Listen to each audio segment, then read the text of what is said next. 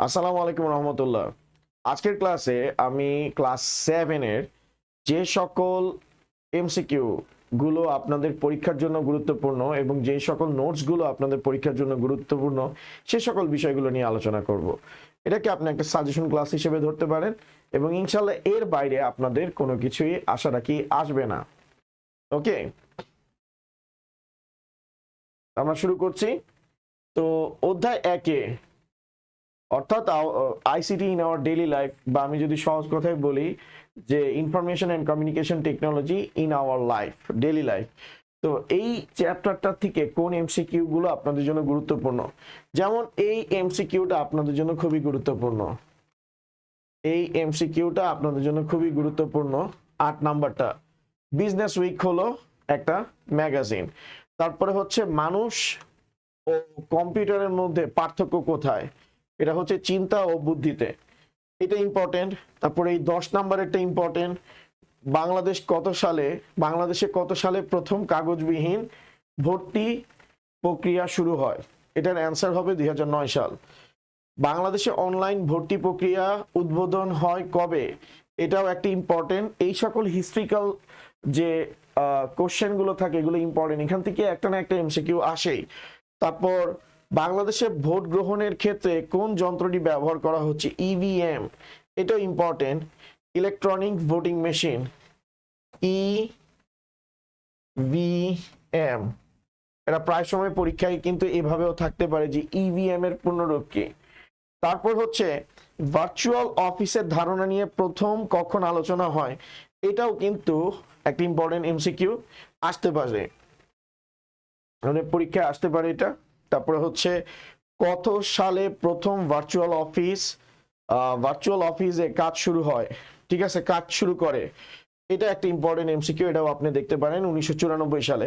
এগুলোর উত্তর দেওয়া আছে, আমি উত্তরগুলো বলছি না, এগুলো আপনারা পিডিএফ গুলো পেয়ে যাবেন আপনাদের ড্যাশবোর্ডে, তো ওইখান থেকে আপনারা উত্তরগুলো দেখতে পারবেন। তো আমি জাস্ট বলতেছি কোন কোন এমসিকিউ গুলো আপনাদের জন্য ইম্পর্টেন্ট হতে পারে, ঠিক আছে। তারপর এরকম টাইপের একটা এমসিকিউ আসতে পারে যে 15 নম্বরে বলা আছে যে সশরীরে কেউ অফিসে নেই কিন্তু কাজকর্ম চলছে এরকম অফিসের নাম কি, ভার্চুয়াল অফিস আসতে পারে, ঠিক আছে। তারপর হচ্ছে ভার্চুয়াল অফিসের উদাহরণ কোনটি, এটি ইম্পর্টেন্ট, এই এমসিকিউটি ইম্পর্টেন্ট, সেটা হচ্ছে কল সেন্টার।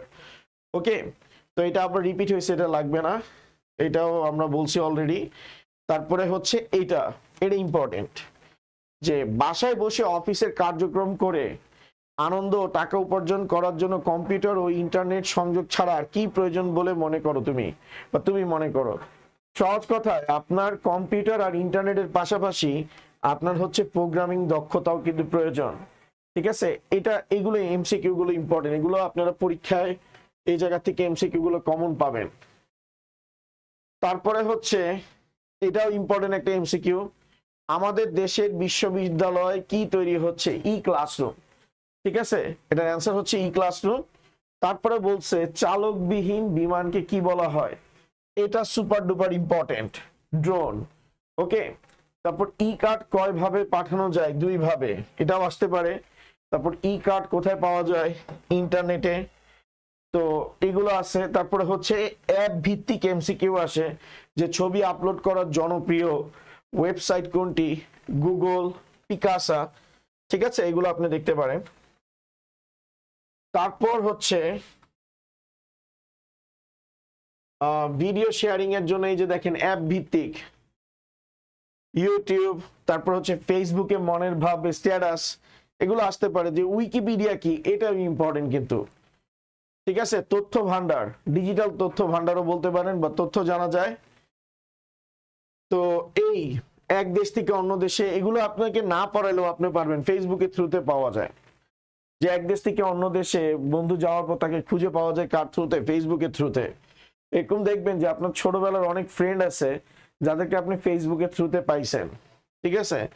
বা সামনে এই যে এখন হচ্ছে ক্লাস 7-এ পড়তেছেন, ইন ফিউচার যখন আপনি কলেজ বা ইউনিভার্সিটিতে উঠবেন, অনেক ফ্রেন্ড অনেক কারণে বিভিন্ন দূরত্বে অবস্থান করবে, বিভিন্ন জায়গায় থাকবে, তখন আপনি সোশ্যাল মিডিয়ার থ্রুতে তাদের সাথে কানেক্ট হইতে পারবেন।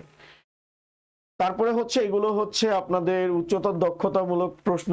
তো এখান থেকে সবচেয়ে ইম্পর্টেন্ট যেই জিনিসগুলো হচ্ছে যে তথ্য ও যোগাযোগ প্রযুক্তি ব্যবহার করা হয়, অর্থাৎ এখানে মাল্টিপল কোশ্চেন, আপনাকে মাল্টিপল অ্যান্সার হইতে পারে, এগুলো সিলেক্ট করতে হবে।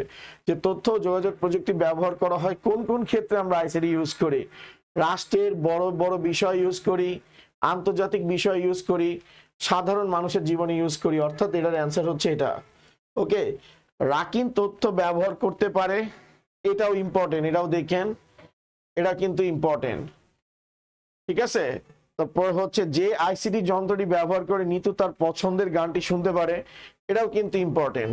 ঠিক আছে, কম্পিউটার এবং মোবাইল টেলিফোন। তারপরে আছে আজকাল পৃথিবীর বড় বড় কলকারখানায় কাজগুলো রোবট করে, এটা ইম্পর্টেন্ট। রোবট করে এবং মানুষ কেবল এদের তদারকি করে। ঠিক আছে, তারপর ই ক্লাসরুমের বৈশিষ্ট্য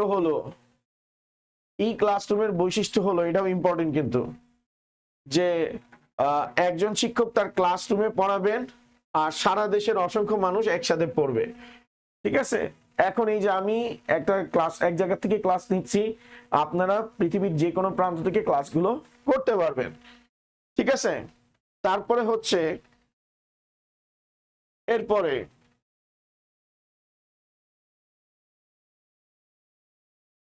রুমি একটি বিদেশি কোম্পানিতে চাকরি করে।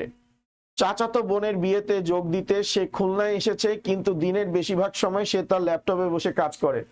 প্যাসেজ পড়ে আপনি মোটামুটি ধারণা করছেন যে এটা কি হইতে পারে। যেমন এখন কোশ্চেন জিজ্ঞেস করলে আপনি আরো ক্লিয়ার হবেন। রুমি কোন ধরনের অফিসে কাজ করে, এটা কিছুক্ষণ আগে আপনারা পড়ে আসছেন, ভার্চুয়াল অফিস। তারপরে হচ্ছে উক্ত প্রতিষ্ঠানে কাজ করার মধ্য দিয়ে রুমির চরিত্রের বৈশিষ্ট্যগুলো ফুটে উঠেছে। কি, রুমি যে কোনো জায়গা থেকে কাজ করতে পছন্দ করে, দ্যাট মিনস সে হচ্ছে ব্যক্তি স্বাধীনতা চায়, সে কোনো জায়গায় মনে করেন আবদ্ধ থেকে কাজ করতে চায় না। ঠিক আছে, যে হচ্ছে যে পৃথিবীর যে কোনো প্রান্ত থেকে অফিস করে, যেটাকে আমরা বলি যে আউটসোর্সিং বা ফ্রিল্যান্সিং। ঠিক আছে, যে অফিস ফ্রম হোম, যে এই কনসেপ্টে যারা বিশ্বাসী তারা আসলে স্বাধীনতাটাকে পছন্দ করে, যে সে তার এনভায়রনমেন্টটাকে পছন্দ করে। তারপরে হচ্ছে সে বৃহৎ পরিসরে কাজ করতে আগ্রহী। বৃহৎ পরিসরে মানে কি, যে সে চিন্তা করে যে আমি এক সময় ধরেন সকালে এই অফিসে কাজ করব, দুপুরে ওই অফিসে কাজ করব, বিকালে ওই অফিসে কাজ করব। তার মানে তার কনসেপ্টটা অনেক বড়, যে একটা জায়গায় কাজ করবে, সে মাল্টি ডাইমেনশনাল কাজ করবে। তো সেজন্য এটার অ্যান্সার হবে 1 আর 3। তো এই এমসিকিউ গুলো অধ্যায় 1 থেকে সুপার ডুপার ইম্পর্টেন্ট।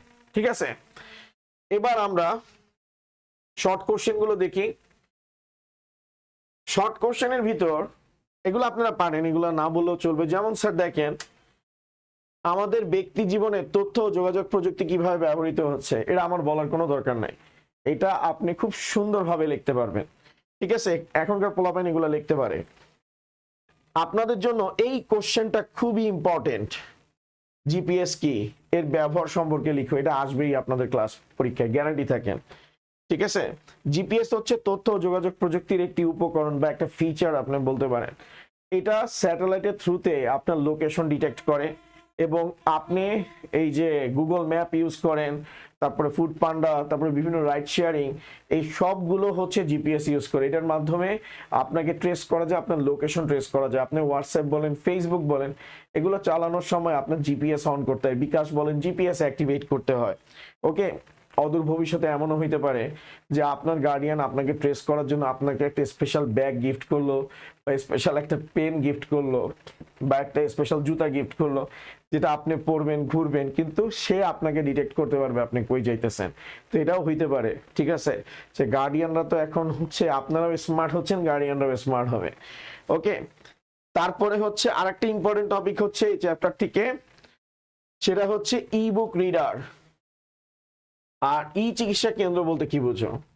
তো ই বুক রিডার হচ্ছে কি, যে একসাথে অনেকগুলো বই আপনি ক্যারি করতে পারবেন না, বাট আপনি হচ্ছেন বুকগুলোকে যদি পিডিএফ আকারে থাকে আপনার মোবাইলে ক্যারি করতে পারবেন, এবং যখন খুশি তখন দেখতে পারবেন। তো এখনকার দিনে আস্তে আস্তে করে ই বুকের কিন্তু পপুলার হয়ে উঠতেছে। তো একসাথে এত বই ক্যারি করা খুব কষ্টসাধ্য ব্যাপার, বাট যদি ই বুক থাকে সেটা অনেকটা ইজি হয়ে যায়। ঠিক আছে, তারপরে হচ্ছে ই চিকিৎসা কেন্দ্র, এটা হচ্ছে টেলিমেডিসিনের পার্ট, অর্থাৎ আপনি ইন্টারনেটের থ্রুতে, ঠিক আছে, ইন্টারনেটের থ্রুতে আপনি হচ্ছেন এই টেলিমেডিসিন সেবা মানুষকে দিতে পারবেন এবং মানুষকে আপনি চিকিৎসা সেবা সেই সকল অঞ্চলে প্রোভাইড করতে পারবেন যে সকল অঞ্চলে মানুষের যাওয়া সম্ভব হয়নি। ঠিক আছে, তো ই চিকিৎসা কেন্দ্র নিয়ে এখানে চমৎকার ভাবে নোটটা দেওয়া আছে, সেটা একটু পড়বেন। ওকে, যে এখানে হচ্ছে ই চিকিৎসা কেন্দ্র মানে কি, এমন একটা জায়গা যেখানে হচ্ছে ওয়েবসাইটের ঠিকানা আছে, অর্থাৎ আপনি ইন্টারনেট থাকলে আপনি হচ্ছেন সেখান থেকে ডাক্তারদেরকে কি করতে পারবেন, লিস্ট দেখতে পারবেন। যেমন এরকম একটা এক্সাম্পল আমরা দিতে পারি, ডক্টর ওয়ালা দিতে পারি, তারপর হচ্ছে আমরা প্রাভা হেলথ দিতে পারি। ঠিক আছে, ডক্টর ওয়ালাতে, তারপর হচ্ছে আরোগ্য, এগুলো অ্যাপগুলোতে যেমন মেডিসিনও কি করা যায়, অর্ডার করা যায়, ডাক্তারদের কি করা যায়, অ্যাপয়েন্টমেন্ট নেওয়া যায়, ডাক্তারদের লিস্ট থাকে, তাদের সাথে আপনি সরাসরি কমিউনিকেশন করতে পারবেন, ভিডিও কলের থ্রুতে আপনার সমস্যাগুলো তাদেরকে জানাতে পারবেন। এই সর্ট অফ কাস্টমাইজেশন গুলোকে মূলত, এটা আসলে টেলিমেডিসিনেরই পার্ট। ওকে, তো এগুলো একটু দেখবেন, এগুলো দেখাটা ইম্পর্টেন্ট। তারপরে হচ্ছে কাগজবিহীন অফিস কাকে বলে। এখনকার দিনে আমরা সবাই কিন্তু পেপারলেস হয়ে যাচ্ছি। যেমন এই যে এই নোটগুলো আমরা হচ্ছে আগে কি করতাম, আমরা যখন পড়তাম আমাদেরকে পিডিএফ মানে কি বলে প্রিন্ট করে দিত বা আমরা কাগজে লিখে নিতাম, কিন্তু এখন আমরা হচ্ছে হোয়াটসঅ্যাপে আমরা পিডিএফ আকারে পাঠিয়ে দিই। আমি ফর শিওর এই যে নোটটা যেটা আমি দেখাইতেছি, এটা আপনি হচ্ছেন যে আপনাদের ড্যাশবোর্ডে পেয়ে যাবেন, সেখান থেকে ডাউনলোড করবেন, দেখে নিতে পারবেন। তো এখন আস্তে আস্তে কিন্তু সবই পেপারলেস হয়ে যাচ্ছে। ইনফ্যাক্ট আমরা কিন্তু পেমেন্টও হচ্ছে পেপারলেস, লাইক হচ্ছে হলো গিয়ে যে টাকা আগে আমরা কাগজের টাকা দেখতাম, এখন কিন্তু বিকাশ, নগদ, rocket, credit card, debit card, এভাবে করে আমরা আমাদের ট্রানজাকশন গুলো করি। ঠিক আছে, ওকে। আর আরেকটা জিনিস বলতে আমি ভুলে গেছি, সেটা একটু বলি। এখন কিন্তু গাড়িতেও জিপিএস আমরা ইউজ করি, যে মডার্ন গাড়িগুলো আছে সেগুলোতে জিপিএস ইউজ করা হয়। এটা একটা আইওটি ফিচারকে এনাবল করে, ইন্টারনেট অফ থিংস। অর্থাৎ আপনার জিপিএস এর সাথে একটা মানে বিভিন্ন কোম্পানি আছে, লাইক হচ্ছে যে তারা আইওটি ডিভাইস সেট করে। যেমন রবি হচ্ছে রিসেন্টলি আমি আমার এক কলিগের গাড়িতে দেখছি যে সে হচ্ছে এই আইওটি প্রোডাক্টটা অ্যাড করছে, যেটা থ্রুতে ট্রেস করা যায় গাড়ি কোথায় যাচ্ছে। ঠিক আছে, তো এই যে আইওটি ডিভাইসটা গাড়ি ট্রেস করতেছে, এই জায়গায় জিপিএস ইউজ করা হচ্ছে। অর্থাৎ জিপিএস কে আইওটির সাথেও ইন্টিগ্রেট করা যায়। আইওটির ফুল ফর্ম হচ্ছে ইন্টারনেট অফ থিংস। এই জিনিসটা খুবই ট্রেন্ডিং অ্যান্ড হ্যাপেনিং একটা টপিক আইসিটির, যেটা সামনের দিনগুলোতে আপনারা জানতে পারবেন। অর্থাৎ ইন্টারনেটের মাধ্যমে সব জায়গায় আপনি উপস্থিত থাকতে পারবেন অ্যাট এ টাইমে, আপনি টাইম ট্রাভেল করবেন ডক্টর স্ট্রেঞ্জের মতো। ওকে স্যার, অ্যাভেঞ্জার্স যদি দেখে থাকেন, টাইম ট্রাভেল, যে আপনি যে কোনো সব জায়গায় পৌঁছাতে পারবেন, আগে পরে সব জায়গায় পৌঁছাতে পারবেন থ্রু কি ইন্টারনেট। আমরা তো তাই করি, পুরান জিনিসগুলো আমরা কি ইন্টারনেটের থ্রুতে অ্যাক্সেস করতে পারি না? যে আপনি ধরেন এখন ছবি দিতেছেন, ছবিগুলো ফেসবুকে আপলোড করতেছেন, 10-15 বছর পর আপনি আপনার ওই ছবিগুলো দেখে আপনি নস্টালজিক হয়ে যাবেন। দ্যাট মিনস আমরা লিটারালি টাইম ট্রাভেল করতেছি, আমরা অতীতেও যাইতেছি, আমরা হচ্ছে বর্তমানেও আছি, ইন ফিউচার আমরা হচ্ছে ফিউচারকে কি করতে পারতেছি। ফিউচার তো আসলে কেউ দেখতে পায় না, এগুলো সবকিছু তো আল্লাহ রাব্বুল আলামিনই জানে। বাট হচ্ছে যে একটা সময় আপনি বলবেন যে হ্যাঁ আমি ফিউচারিস্টিক ক্যালকুলেশন গুলো করতে পারছি। যেমন আপনি ক্যালেন্ডার তৈরির একটা অ্যাপ বানাইছেন এবং ওইটার মাধ্যমে আপনি আইডেন্টিফাই করতে পারতেছেন 2050 সাল লিপ ইয়ার হবে কি হবে না। এই যে আমরা কি করতেছি, টাইম ট্রাভেল করতেছি, এগুলো সবকিছুই আসলে টেকনোলজির কারণেই হচ্ছে পসিবল হচ্ছে। ওকে স্যার, তারপর চ্যাপ্টার 2 হচ্ছে আমাদের কম্পিউটার সংশ্লিষ্ট যন্ত্রপাতি, অর্থাৎ কম্পিউটার পেরিফেরালস বা আমরা বলতে পারি মেশিনারিজ। তো কত কিলোবাইটে মানে কত বাইটে 1 কিলোবাইট। তো আমি আপনাদেরকে একটা চার্ট লিখে দিই, এই চার্টটা আপনারা মনে রাখবেন, আপনাদের জন্য কাজে আসবে। 8 বিট সমান 1 বাইট। আর আপনাদেরকে একটু জানাই রাখি, বিটকে স্মল বি দ্বারা প্রকাশ করা হয় আর বাইটকে ক্যাপিটাল বি দ্বারা প্রকাশ করা হয়। তারপর হচ্ছে 1024 বাইটে 1 কিলোবাইট,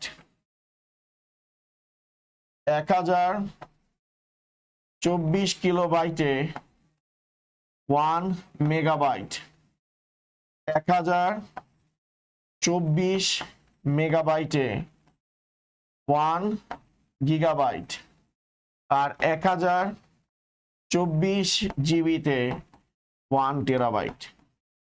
এটা আপনারা ভালো মতো মনে রাখবেন, এটা আপনাদের এমসিকিউতে কাজে লাগবে।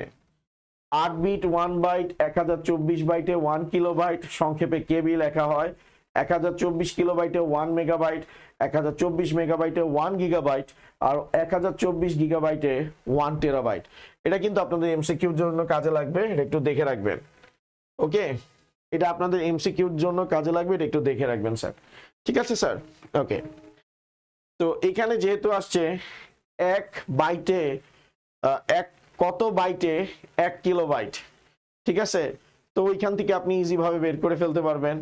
তারপরে 5 কিলোবাইটে কত বিট, তো এগুলো আপনি ক্যালকুলেশন করবেন। তো আমাদের কোশ্চেনটা কি ছিল, 5 কিলোবাইটে কত বিট, 5 কিলোবাইটে। ওকে, আমাদের কোশ্চেন ছিল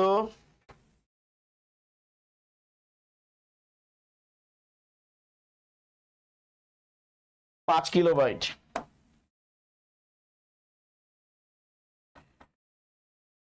5 কিলোবাইটে কত বিট, কত বিট? তো আমরা যদি করি 5 ইন্টু 1 কিলোবাইট, তো 5 ইন্টু 1024 বাইট। এই যে দেখেন 1024 বাইটে 1 কিলোবাইট, তার মানে আমরা 1 কিলোবাইট সমান কি লিখতে পারি, 1024 বাইট লিখতে পারি। এখন 5 into 1024 into 1 byte, 5 into 24 1 byte, 1 byte সমান কত বিট, 8 বিট। তাহলে আমরা 8 বিট। আমরা যদি ক্যালকুলেশন করি, সেটা হচ্ছে 5 ইন্টু 1024 ইন্টু 8, আমাদের আসতেছে 40960 বিট। আপনারা এভাবে করে ক্যালকুলেশন গুলো বের করে নিতে পারবেন, কখনোই ক্যালকুলেশনে ভুল হবে না ইনশাল্লাহ। ঠিক আছে, ওকে।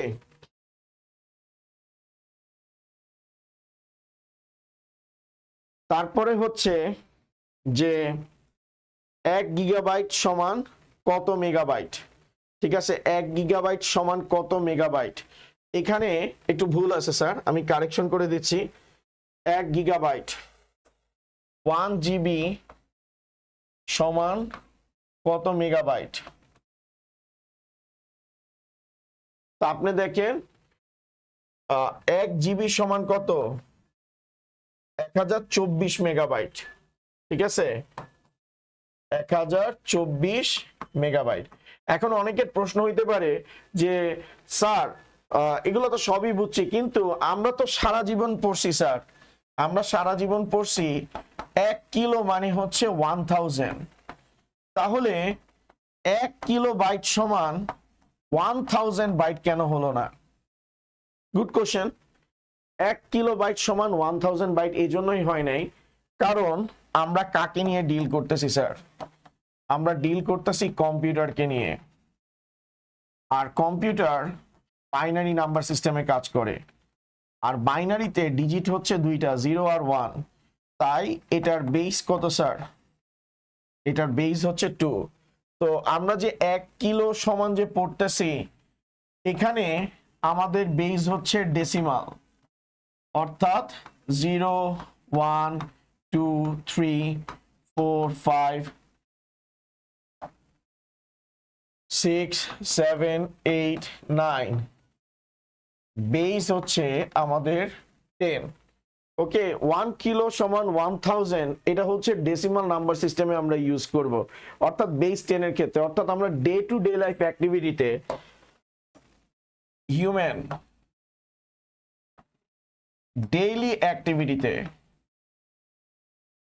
অ্যাক্টিভিটিতে যে নাম্বার ব্যবহার করে, সেই নাম্বার হচ্ছে ডেসিমাল নাম্বার। আমরা যখন দোকানে যাই 1 কেজি ডাল দেন 1 কেজি চাল দেন সেটা 1000 হয়, কারণ 1 কেজি আমরা মানুষটা ইউজ করতেছি এবং সেটার বেস হচ্ছে কত 10। But computer number system, computer মানুষ যেমন নাম্বার ইউজ করে ডেসিমাল, তেমনি কম্পিউটারও নাম্বার সিস্টেম ইউজ করে। নাম্বার সিস্টেম ইউজ করে সেটার নাম কি স্যার? বাইনারি। তো বাইনারিতে আমাদের ডিজিট আছে দুইটা, একটা হচ্ছে 0, একটা হচ্ছে 1, এবং এটার বেস কত স্যার? এটার বেস হচ্ছে 2। তো আমরা যদি 1000 বলি, 1 কিলোবাইট সমান 1000 বাইট বলি, তাহলে আমরা কোনোভাবেই এটাকে 2 এর পাওয়ার n আকারে লিখতে পারবো না। 2 এর পাওয়ার n আকারে লিখতে পারবো না, কারণ কম্পিউটার বাইনারি নাম্বার সিস্টেমে কাজ করে। বাট আমরা যদি এটার পরিবর্তে 1024 লিখি, 1024কে আপনি 2 এর পাওয়ার n আকারে লিখতে পারবেন। ঠিক আছে, তার মানে আমরা 1024 মেমোরির ক্ষেত্রে কেন নিচ্ছি? একটাই কারণ, কারণ কম্পিউটার বাইনারিতে কাজ করে আর বাইনারির ভিত্তি হচ্ছে 2। তার মানে আমাকে সেই সংখ্যাটা নিতে হবে যেটাকে 2 এর পাওয়ার আকারে উপস্থাপন করা যাবে। তাই সবসময় মনে রাখবেন 1 কিলোবাইট সমান কখনো 1000 ধরা যাবে না। ওকে, আই হোপ আপনারা বুঝতে পারছেন।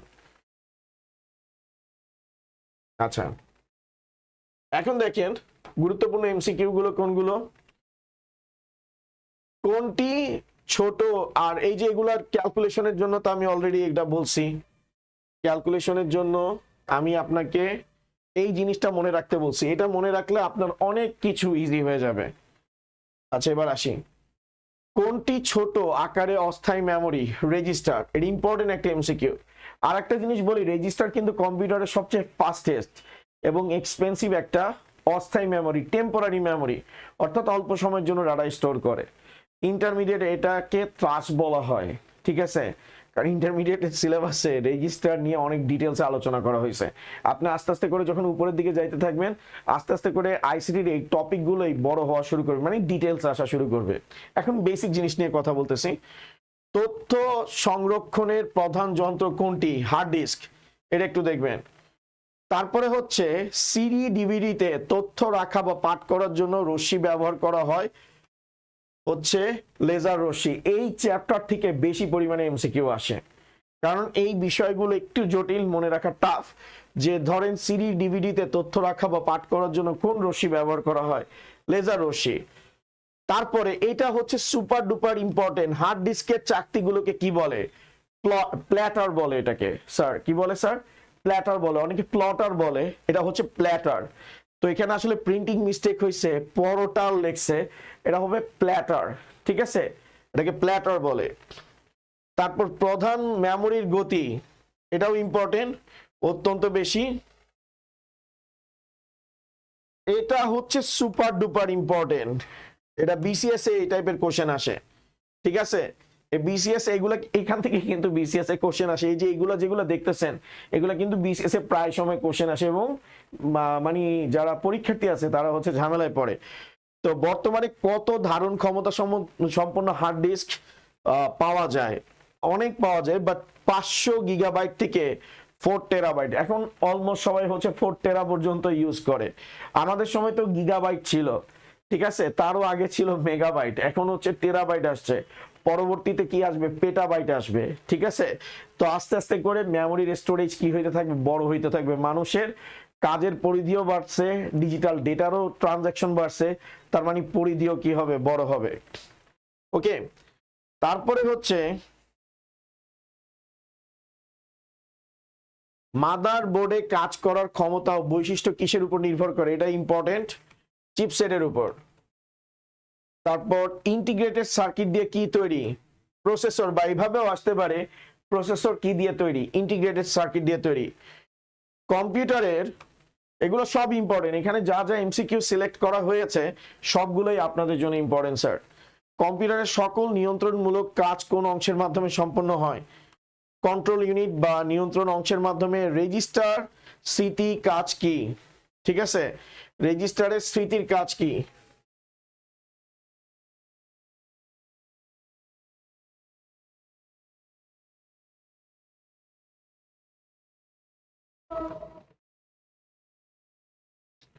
রেজিস্টারের স্মৃতি, রেজিস্টার কিন্তু একটা মেমোরি, ঠিক আছে। এই যে রেজিস্টারের স্মৃতির কাজ কি, সেটা হচ্ছে তথ্য সংরক্ষণ করে রাখা এবং প্রক্রিয়া করা।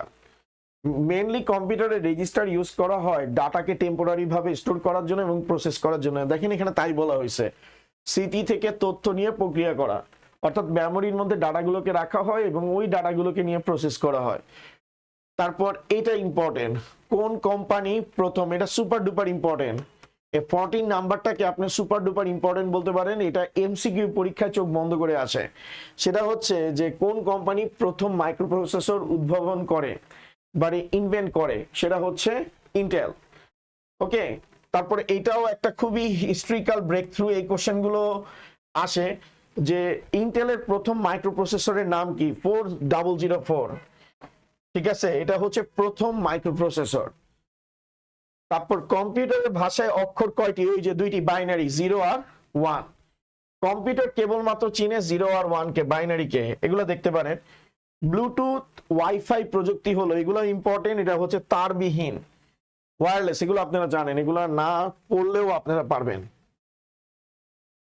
মোবাইল ফোনের পর্দায় যে ছবি দেখানোর কাজটি করে তাকে গ্রাফিক্স কার্ড বলে, অর্থাৎ গ্রাফিক্স কার্ডটা হচ্ছে মোবাইলের ডিসপ্লে এগুলো কন্ট্রোল করে, সবকিছুতেই এখন চলে আসে, ঠিক আছে। যেমন কম্পিউটারে আমরা জিপিইউ ইউজ করি আপনাদের গেম খেলার ক্ষেত্রে, আমি জানি আপনাদের মধ্যে অনেকে গেমার আছে। তারপর হচ্ছে সাউন্ড কার্ড ডিজিটাল উপাত্তকে কিসে কনভার্ট করে, অ্যানালগ ডাটাতে কনভার্ট করে। এই যে দেখেন, কয় ধরনের প্রিন্টার পাওয়া যায়, 3 ধরনের প্রিন্টার পাওয়া যায়, dot matrix, inkjet, laser printer. Okay, dot matrix প্রিন্টারের জনপ্রিয়তা কি, এটার খরচ খুবই কম, এই জন্য ডট ম্যাট্রিক্স বেশি ইউজ করা হয়, ঠিক আছে। তারপর হচ্ছে মাল্টিমিডিয়া কম্পিউটারে অত্যাবশ্যকীয় যন্ত্র কোনটি, স্পিকার। তারপর 24 নাম্বার হচ্ছে মাল্টিমিডিয়া প্রজেক্টর, এগুলো আমি সব গো থ্রু করতেছি কারণ এগুলো ইম্পর্টেন্ট, এগুলা এখান থেকে এমসিকিউ আপনি যেটা মিস দিবেন ওইটাই পরীক্ষায় চলে আসবে।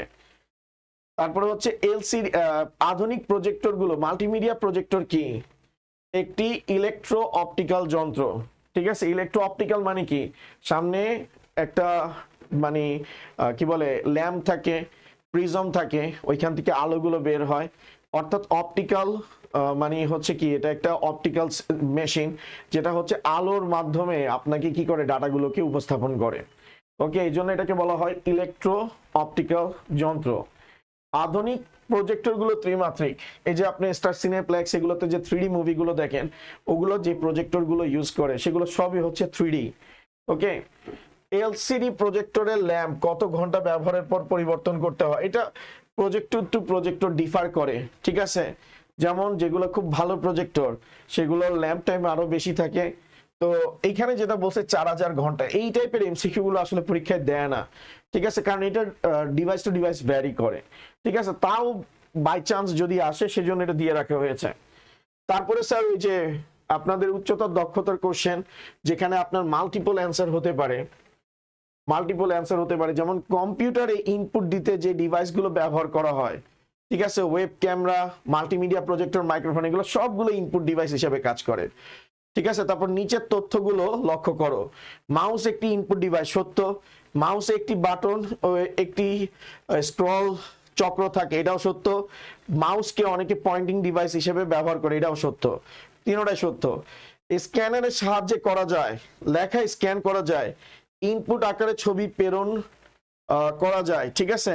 তারপর ডিজিটাল প্রতিলিপি তৈরি করা যায়, এই তিনটাই সত্য। ডিজিটাল প্রতিলিপি মানে কি, যে আপনার কোনো একটা ছবি আছে বা কোনো একটা ডকুমেন্ট আছে সেটাকে স্ক্যান করে নিয়ে নেওয়া।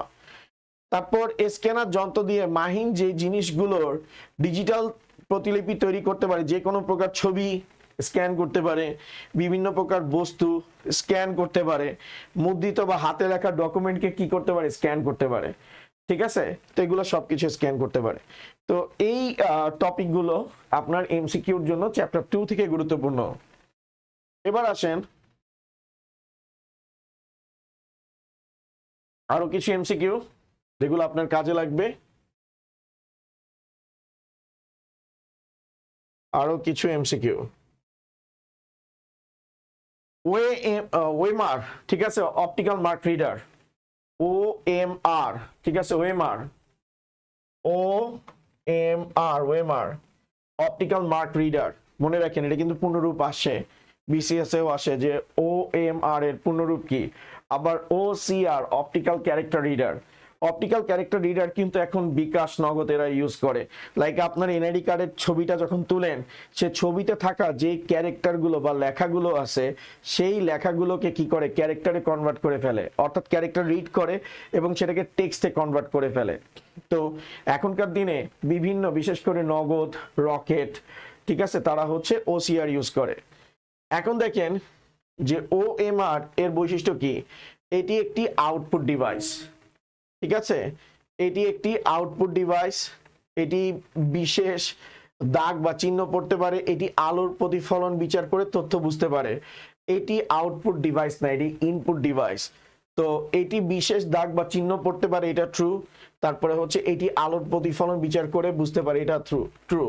তার মানে 2 আর 3, এটা ইম্পর্টেন্ট, এটা খুবই ইম্পর্টেন্ট একটা এমসিকিউ। তারবিহীন হেডফোন কিভাবে কাজ করে, এটাও কিন্তু ইম্পর্টেন্ট। ব্লুটুথ প্রযুক্তিতে কাজ করে আর ওয়াইফাই প্রযুক্তিতে কাজ করে। 1 আর 2 হচ্ছে অ্যান্সার। নিচের অনুচ্ছেদটি পড়ো, 39 এবং 40 নং প্রশ্নের উত্তর দাও। মাহির মাদারবোর্ডে অনেক পুরানো বলে বর্তমান কালের মাদারবোর্ডের থেকে তার মাদারবোর্ডটি কিছু একটু ভিন্ন।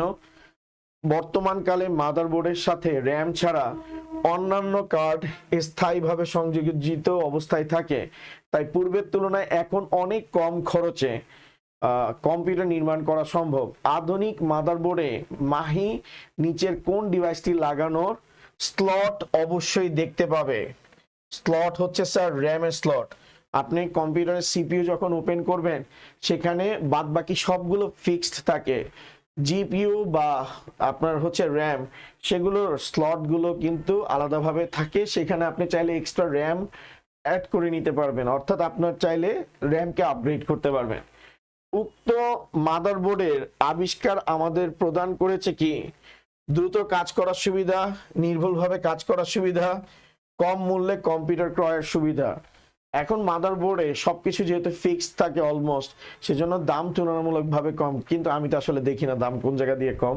তো বইতে লেখছে, হয়তো যেই ভদ্রলোক বই লেখছে তিনি জানে যে কম টাকায় তিনি কম্পিউটার কিনতে পারছে, বাট এখনকার দিনে আমার কাছে মনে হয় না কম্পিউটারের মার্কেট বাংলাদেশে এখনো চিপ হয়েছে। আচ্ছা যাই হোক, এই ধরনের কথা বলছি কে মনে রাখেন না, আমি জানি না এই ধরনের কথাবার্তা আমি কেন বলি। আচ্ছা এবার আসেন অতিরিক্ত বা সংক্ষিপ্ত প্রশ্নপত্র অধ্যায় 2 থেকে।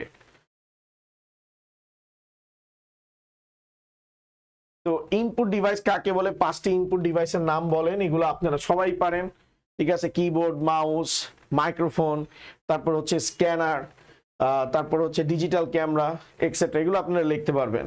তারপরে হচ্ছে র্যাম আর রমের পার্থক্য দেখবেন স্যার, এটা ইম্পর্টেন্ট আপনাদের জন্য। র্যাম আর রমের পার্থক্য, র্যাম হচ্ছে র্যান্ডম অ্যাক্সেস মেমোরি আর রম হচ্ছে রিড অনলি মেমোরি। র্যাম হচ্ছে র্যান্ডম, আমি এখানে লিখে দিই, র্যাম হচ্ছে র্যান্ডম অ্যাক্সেস মেমোরি, এটার পূর্ণরূপও আসতে পারে অ্যাক্সেস মেমোরি। আর রম হচ্ছে read only memory.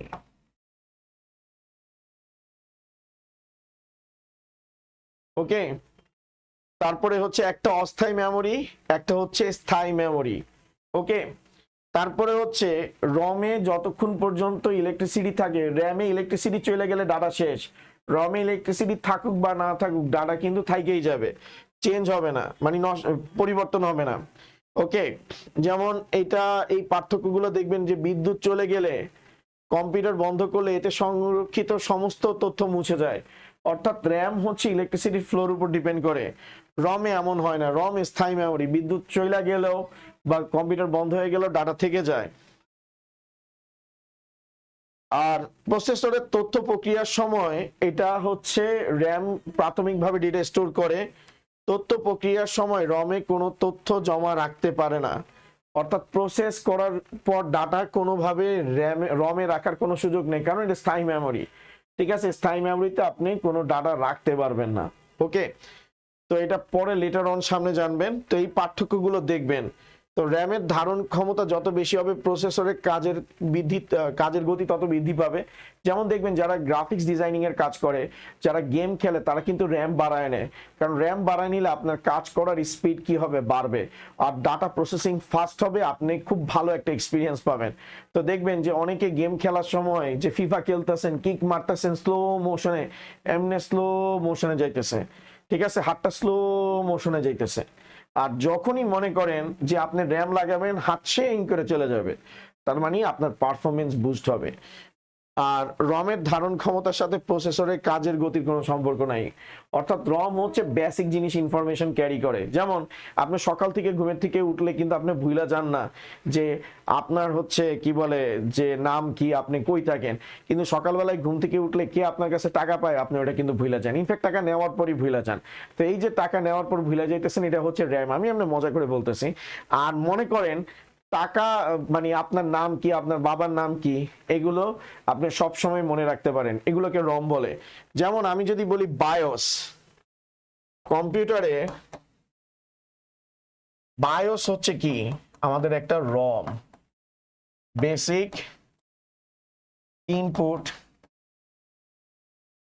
And output system,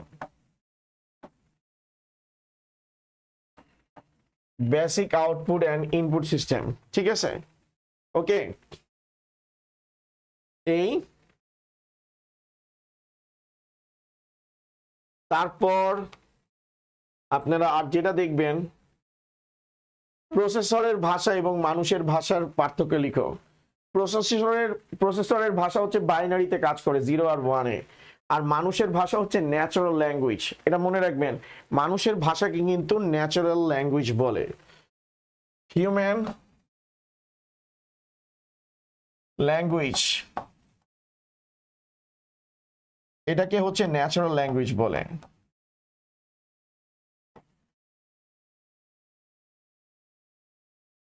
আর প্রসেসরের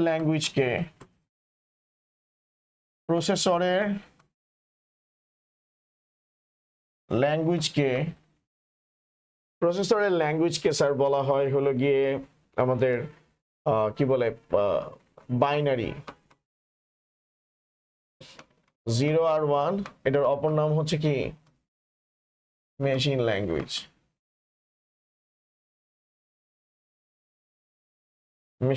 স্যার, ওকে। প্রসেসরের ভাষা শুধু কম্পিউটার প্রোগ্রামাররা বুঝতে পারে, মানুষের ভাষা সবাই বুঝতে পারে। যেমন আপনি আমার ভাষা কিছুই বুঝতেছেন না, তাই বলে কি আমি কি প্রোগ্রামার? আসলে না, এমনি মজা করছি। আমি যা বলতেছি এগুলো আপনি বুঝতে পারতেছেন, বাট 0 আর 1 এই ভাষাগুলো হচ্ছে প্রসেসর বুঝতে পারবে বা প্রোগ্রামার বুঝতে পারবে যে 0 মানে কি, 1 মানে কি, ঠিক আছে। প্রসেসরের ভাষা সহজবোধ্য নয়, এটা কমপ্লেক্স।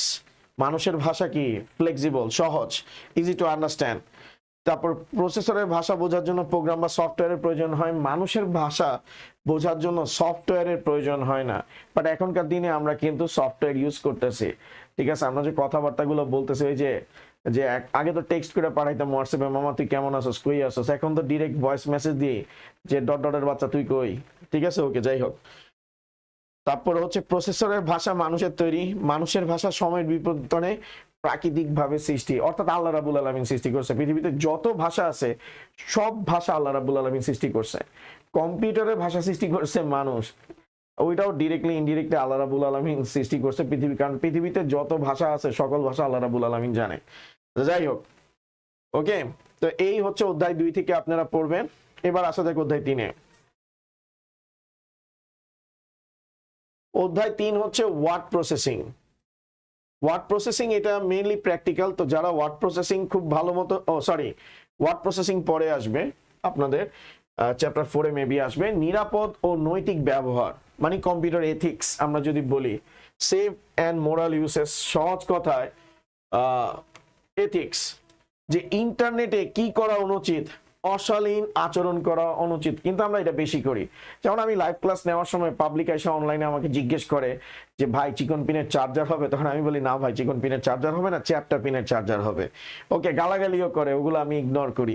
প্রথম খারাপ লাগতো, বাট এখন তেমন লাগে না, ঠিক আছে, কারণ ওই ব্যক্তিরা যখন গালাগালি করে তখন ওই যে নিজে কখনো ওই জায়গাটাতে বুঝতেই পারে না যে আসলে গালি দেওয়াটা জিনিসটা খারাপ, দেখতে দৃষ্টিকটু লাগে। আচ্ছা যাই হোক, কোন ধরনের ওয়েবসাইট আমাদের দেখা উচিত নয়? বিপজ্জনক ওয়েবসাইট। ঠিক আছে, বিপজ্জনক ওয়েবসাইট কি সেটা নিয়ে বিস্তারিত পরে একদিন আলোচনা করব।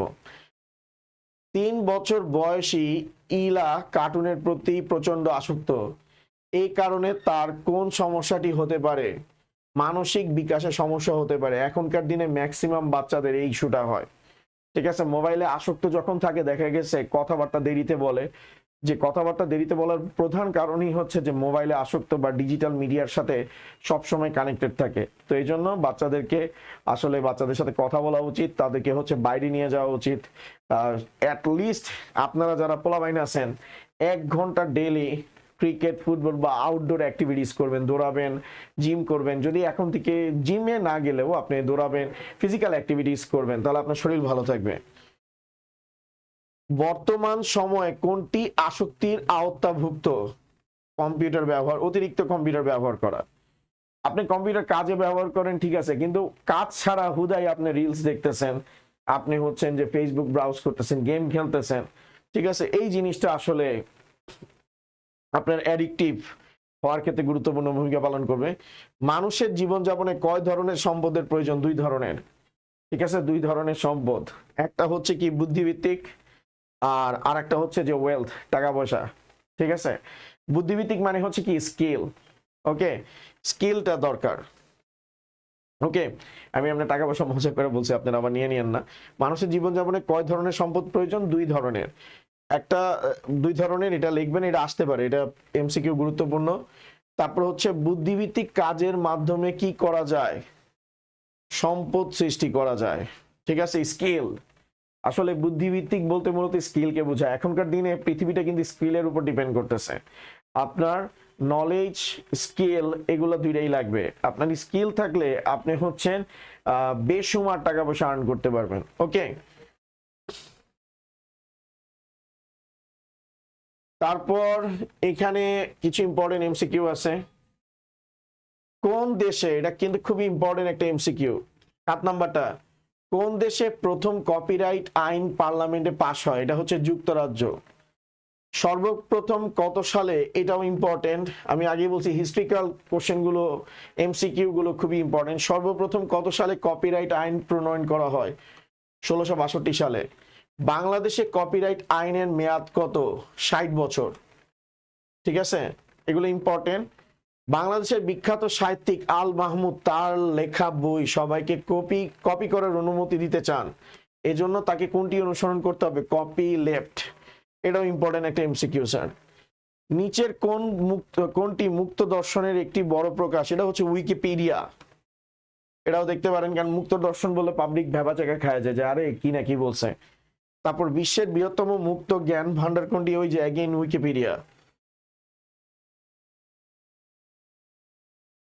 আচ্ছা দেখেন, মুক্ত দর্শনের আওতায় যে কম্পিউটার সফটওয়্যারগুলো প্রকাশিত হয় সেগুলোকে কি বলা হয়?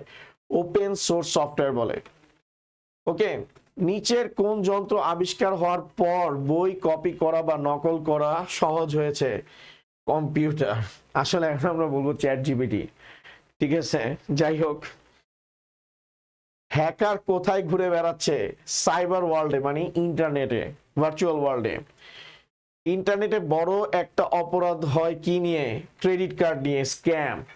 কারণ ক্রেডিট কার্ডের আসলে কোনো অনলাইনে টাকা ট্রানজ্যাকশন ক্রেডিট কার্ড দিয়ে যদি করতে হয় বা ডেবিট কার্ড দিয়ে করতে হয়, সেখানে কিন্তু কোনো পিন ইউজ করতে হয় না। সেখানে একটা সিকিউরিটি কোড আছে ক্রেডিট কার্ডের, সেটা দিতে হয়। আর হচ্ছে ক্রেডিট কার্ডের হচ্ছে নাম্বার লাগে, কার্ড নাম্বার লাগে। এই 2টা পাইলে কিন্তু কাহিনী শেষ। তো এই জন্য ক্রেডিট কার্ডের কখনো ছবি দেয়, যেমন অনেকে ফেসবুকে স্ট্যাটাস দেয়, আলহামদুলিল্লাহ ডান, আমার প্রথম ক্রেডিট কার্ড। সামনের পেজ এবং পিছনের পেজ দুইটার, মানে সামনের এবং ফ্রন্ট এবং ব্যাকের 2টা ছবি তুলে ফেসবুকে দেয়। এই 2টা দেওয়া মানে হচ্ছে আপনি মানুষটা খালকাইটা কুমির আনে, আপনি খালকাইটা ডাইনোসর নিয়ে আসছেন। যে পাবলিক হচ্ছে যে ওই কার্ড নাম্বারটা ইউজ করবে আর সিকিউরিটি কোড দিয়ে আপনার অ্যাকাউন্ট থেকে টাকা নেপথালিনের মতো উড়ায় নিবে। তো এই জন্য এই ইনফরমেশনগুলো কখনো কারোর সাথে শেয়ার করবেন না। ক্রেডিট কার্ড নাম্বারও শেয়ার করবেন না, সিকিউরিটি কোড তো ভুলেও আপনি শেয়ার করবেন না। ক্রেডিট কার্ডের পিছনে থাকে সিভিভি, ঠিক আছে, তো ওইটাকে সিকিউরিটি কোড বলে, এটা কারোর সাথে শেয়ার করতে নাই। তারপরে হচ্ছে ইন্টারনেট থেকে তথ্য হুবহু কপি করে নেওয়াকে প্লেজারিজম বলে। এটা ইম্পর্টেন্ট, এটাও ইম্পর্টেন্ট কিন্তু ক্রেডিট কার্ডেরটা। কোনটি বর্তমানে পৃথিবীতে একটি বড় সমস্যা হয়ে দাঁড়িয়েছে? প্লেজারিজম। কারণ ফেসবুকে আপনি প্রায় সময় দেখেন একজনে লেখছে আরেকজনে কপি করে পেস্ট করে দিছে, একজনে বই লেখছে সেটা হুবহু কপি করে আরেকজন নাম দিয়ে চালাই দিছে। এটা খুবই একটা ক্রিটিক্যাল একটা বিষয়।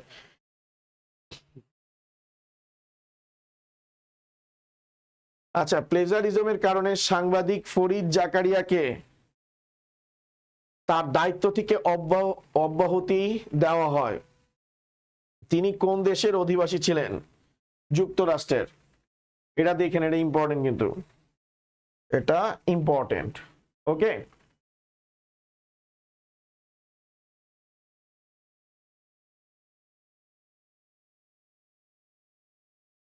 আমরা একটু এখানে আসি, এখানে একটু উপরে আসি, এটাই ওকে।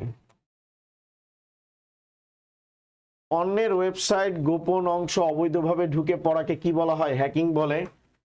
এটা ইম্পর্টেন্ট, ঠিক আছে স্যার, এটা ইম্পর্টেন্ট, এটা একটু দেখেন আপনি। পর উচ্চতর দক্ষতার প্রশ্নগুলো যেগুলো প্রায় সময় পরীক্ষায় আসে, যে জিনিসগুলো ব্যবহারে সচেতন হওয়া প্রয়োজন, সেটা হচ্ছে কম্পিউটার, ইন্টারনেট, তথ্য যোগাযোগ প্রযুক্তি সব ইউজ করা খুবই ইম্পর্টেন্ট। একটা জিনিস মনে রাখবেন যে সচেতন হইতে হবে যে ইন্টারনেটে কিন্তু কোনো কিছু ডিলিট হয় না। তো ইন্টারনেটে কোনো কিছু পোস্ট করার আগে ভালো মতো দেখে শুনে পোস্ট করবেন, না বুঝে কোনো কিছু পোস্ট করবেন না, কারণ ওইটা আপনার জন্য যথেষ্ট পরিমাণের বিপদের কারণ হয়ে দাঁড়াইতে পারে। তারপরে হচ্ছে ইন্টারনেটে ইন্টারনেট ব্যবহার করার ক্ষেত্রে নিয়মগুলো মেনে চলা আবশ্যক। কম্পিউটারের স্ক্রিনে সবাইকে দেখিয়ে ইন্টারনেট ব্যবহার করা, ঠিক আছে, অপরিচিত মানুষকে নিজের নাম পরিচয় ছবি না দেওয়া। তারপরে হচ্ছে ইন্টারনেট ব্যবহার করে কারো ক্ষতির চেষ্টা করব না, ঠিক আছে। কম্পিউটার স্ক্রিন সবাইকে দেখিয়ে ইন্টারনেট ব্যবহার করা। আচ্ছা, কম্পিউটার স্ক্রিন সবাইকে দেখিয়ে ইন্টারনেট ব্যবহার করা, এটা অনেক ক্ষেত্রে আসলে ঠিক না যে কম্পিউটার স্ক্রিন সবাইকে দেখিয়ে আপনি ইউজ করবেন। তো ইন্টারনেট ব্যবহারের যে নিয়মগুলো মেনে চলা আবশ্যক, তো এটা ক্ষেত্র বিশেষে ঠিক আছে। লাইক হচ্ছে আপনি কোনো একটা ইনফরমেশন শেয়ার করতেছেন, যেমন আমি এখন ক্লাস করাইতেছি, আমি স্ক্রিন শেয়ার করতেছি, এখন আমি কোনো পার্সোনাল একটা কাজ করতেছি, লাইক হচ্ছে ক্রেডিট কার্ডের ইনফরমেশন আমি অনলাইনে ট্রানজ্যাকশন করতেছি, ওইটা স্ক্রিনে দেখানোর কিন্তু কোনো মানে হয় না, ঠিক আছে। অর্থাৎ আপনি কোনো পার্সোনাল ইনফরমেশন শেয়ার করতেছেন, ওই টাইমটাতে আপনি স্ক্রিন শেয়ার করবেন না। আপনি পড়াইতেছেন, কোনো ডকুমেন্ট শেয়ার করতেছেন বা কোনো এডুকেশনাল পারপাসে ইউজ করতেছেন, তখন স্ক্রিন শেয়ার করবেন।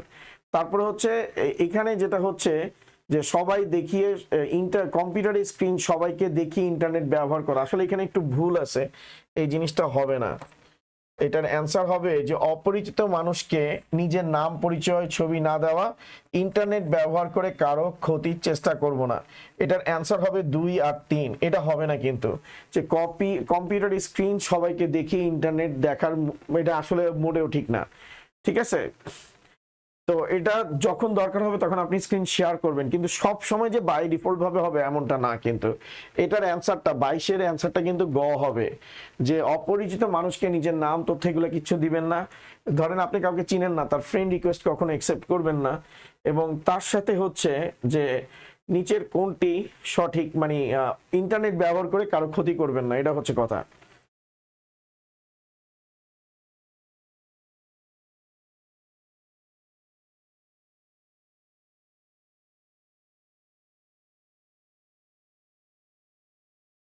তো দেখেন আবার বলছে ইন্টারনেটে অপরিচিত মানুষের সাথে যোগাযোগ করলে ক্ষতি হতে পারে, জগৎ সম্পর্কে জানা যেতে পারে, জগৎ সম্পর্কে জানা যেতে পারে, ওয়াও। যাই হোক, কথাবার্তা অসংযত শালীনতা ছাড়িয়ে যেতে পারে, নিচের কোনটি সঠিক? আসলেই সবকিছুই সঠিক। আপনি বিভিন্ন জগতে মানে আননোন পাবলিকের সাথে কথা বলতে গেলে আপনি অনেক নতুন এক্সপিরিয়েন্স পাইতে পারেন, আপনি বাসও খাইতে পারেন, এবং আপনি হচ্ছেন গালাগালিও শুনতে পারেন। এক্স্যাক্টলি। তারপরে স্যার, ইন্টারনেটে অপরিচিত মানুষের সাথে যোগাযোগ করলে, এটা তো বলছি 1 2 3 দুইটাই হতে পারে। সাদা টুপির হ্যাকাররা অন্যের ওয়েবসাইটে ঢুকে মানে যারা হোয়াইট হ্যাট হ্যাকার যাদেরকে বলা হয়, তারা তারা হচ্ছে আপনার বেআইনি ভাবে ঢুকে, ঠিক আছে। তারপরে হচ্ছে যে আপনার হচ্ছে ক্ষতি করতে, মানে যারা হোয়াইট হ্যাট হ্যাকার তারা হচ্ছে কৌতূহলের বশে ঢুকে, বেআইনি ভাবে ঢুকে ক্ষতি করতে। হোয়াইট হ্যাট হ্যাকাররা কখনো ক্ষতি করে না, তারা হচ্ছে সিকিউরিটি চেক করে যে আপনার ওয়েবসাইটের সিকিউরিটিটা কেমন আছে, সেই পারপাসে হচ্ছে ওয়েবসাইটে অ্যাক্সেস নেয়। তারপর সাইবার ওয়ার্ল্ডে ঘুরে বেড়াচ্ছে কি অসংখ্য সাদা টুপির হ্যাকার এবং অসংখ্য কালো টুপির হ্যাকার, ঠিক আছে। নীল টুপি বলে নাই, সাদা আছে, তার মানে হোয়াইট আছে, গ্রে আছে, আর হচ্ছে ব্ল্যাক হ্যাট হ্যাকার আছে, ঠিক আছে। তো আমরা যেটাকে গ্রে হ্যাট হ্যাকার বলি, সে হচ্ছে আপনার ভালো করতেও পারে, ভালো নাও করতে পারে, ঠিক আছে। হয়তো সে ভালোর সাথে ভালো, খারাপের সাথে খারাপ। বাট আমি যখন হোয়াইট হ্যাট হ্যাকার বলবো, সে অবভিয়াসলি ভালো পারপাসে ইউজ করবে। আর যখন ব্ল্যাক হ্যাট হ্যাকার বলবো, সে ডেফিনেটলি খারাপ পারপাসে কি করবে, কাজ করবে। বাট গ্রে হ্যাট হ্যাকার এটা হচ্ছে যে আপনার পার্সন টু পার্সন কি করে, ডিফার করে। ওকে,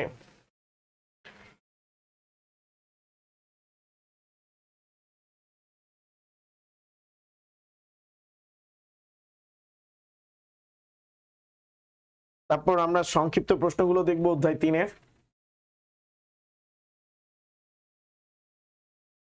আরো কিছু এমসিকিউ আছে, আরো কিছু আছে, যেমন দেখেন একটা প্যাসেজ দেওয়া আছে, সপ্তম শ্রেণীতে ওঠার পর হীরার বড় ভাই হীরার কম্পিউটারে ইন্টারনেট সংযোগ লাগিয়ে দেয়। ইন্টারনেট ব্যবহার করে হীরা যাতে কোনো সমস্যার সম্মুখীন না হয়, সেজন্য সে হীরাকে তার কম্পিউটারটি পড়ার ঘর থেকে বসার ঘরে নিয়ে যেতে বলল। কম্পিউটার বসার ঘর থেকে মানে বসার ঘরে আনার মধ্য দিয়ে হীরার মনে কোন ভাবটি প্রকাশ পেয়েছে? সচেতনতা, ঠিক আছে। এখন দেখেন ম্যাক্সিমাম টাইমে যেটা হয় যে কম্পিউটার আমরা আমাদের রুমের মধ্যে ইউজ করি, ইন্টারনেট ইউজ করা হয়। তো তখন মনে করেন যে আমরা যারা ইয়েরা আছি, যারা বড় মানুষ আছি, তারা এই জিনিসটা, এই বয়সটা কিন্তু আমরাও পার করে আসছি, যে একটা রুমের মধ্যে ইন্টারনেট যখন ইউজ করবেন, তখন আপনি বিভিন্ন জায়গায় কিন্তু যাইতে পারবেন। কিন্তু ইন্টারনেটকে বা বিশেষ করে কম্পিউটারকে যদি এমন একটা জায়গায় রাখা হয় যেখানে সবাই আসা যাওয়া করতে পারে, সবাই দেখতে পারে, তখন হচ্ছে যে ইন্টারনেট দিয়ে যে সকল আপনারা যারা পড়ালেখা করতেছেন, অর্থাৎ আপনারা যে কম্পিউটার বা মোবাইল ফোন দিয়ে পড়ালেখা করতেছেন, বিশেষ করে কম্পিউটারেই পড়ালেখা করতেছেন, সেই কম্পিউটারটা এমন জায়গায় যদি রাখা হয়, তখন আপনি কিন্তু কম্পিউটারে হচ্ছে পড়া বাদ দিয়ে নেটফ্লিক্সের মুভি বা ইউটিউবে কোনো মুভি বা কোনো ভিডিও আপনি কিন্তু দেখবেন না। আপনার ডেফিনেটলি হচ্ছে মাথা এটাই থাকবে, কেউ না কেউ আমার 4 সাইডে আছে, কেউ না কেউ আমাকে দেখতেছে, ঠিক আছে। তখন হচ্ছে আপনি কনসিয়াস থাকবেন এবং আপনি ইন্টারনেটকে রাইটফুল পারপাসে ইউজ করবেন। তো এই জন্য যারা গার্ডিয়ানরা আছে তারা চিন্তা করে যে কম্পিউটার দিলে আমার বাচ্চা নষ্ট হয়ে যাবে। নষ্ট হবে না, টেকনোলজির সাথে আপনাকে খুব তাড়াতাড়ি বন্ধুত্ব করতে হবে। কারণ আপনি যদি টেকনোলজি ইউজ না করেন, আপনি কখনো হচ্ছে আপনার সাকসেস গেইন করতে পারবেন না, আপনি সাকসেসের পথে যাইতে পারবেন না। এই যে আপনারা এই ক্লাসগুলোর মাধ্যমে যে আপনার নিজেকে অ্যাডভান্স করতেছেন, এটা টেকনোলজির থ্রুতেই হয়েছে, যেটা আমাদের সময় আমরা এটা চিন্তাও করতে পারি নাই, ঠিক আছে।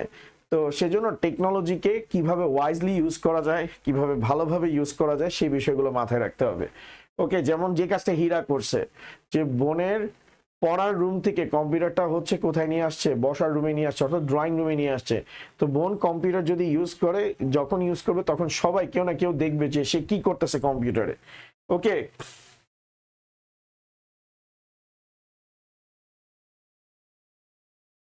মানে হীরা জন্য নিয়ে আসছে, সে যখন কম্পিউটার ইউজ করতেছে তখন সবাই দেখবে। তো হীরা ইন্টারনেট ব্যবহার করবে আনন্দ লাভের জন্য, চমৎকার ওয়েবসাইট উপভোগ করার জন্য, পরিচিত মানুষের সাথে যোগাযোগ করার জন্য, এই 3টা কাজে ইউজ করতে পারে সে। ওকে, তারপর হচ্ছে সংক্ষিপ্ত প্রশ্নপত্র। সংক্ষিপ্ত প্রশ্নপত্র,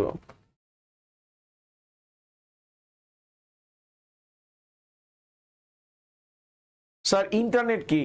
ইন্টারনেট বলতে মূলত ইন্টার কানেক্টেড নেটওয়ার্কসকে বোঝায়। ইন্টারনেট বলতে মূলত ইন্টার কানেক্টেড নেটওয়ার্কসকে বোঝায়। ধরেন এখানে একটা কম্পিউটার 1 আছে, এখানে একটা কম্পিউটার 2 আছে, এই দুইটা কম্পিউটার পরস্পরের সাথে কানেক্ট হয়ে একটা নেটওয়ার্ক ক্রিয়েট করছে, সেটা হচ্ছে N1। আবার এখানে কম্পিউটার 3 আছে, এখানে কম্পিউটার 4 আছে। এই কম্পিউটারগুলো পরস্পরের সাথে কানেক্টেড হয়ে এখানে আরেকটা নেটওয়ার্ক তৈরি করছে। এই একাধিক কম্পিউটারের সমষ্টি মূলত এক একটা নেটওয়ার্ক ক্রিয়েট করে। এই একাধিক নেটওয়ার্ক যখন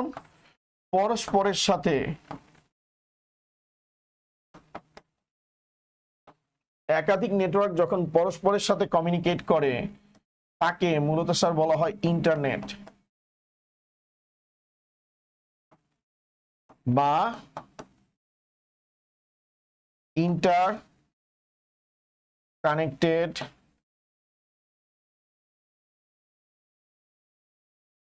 কানেক্টেড নেটওয়ার্কস বলা হয়।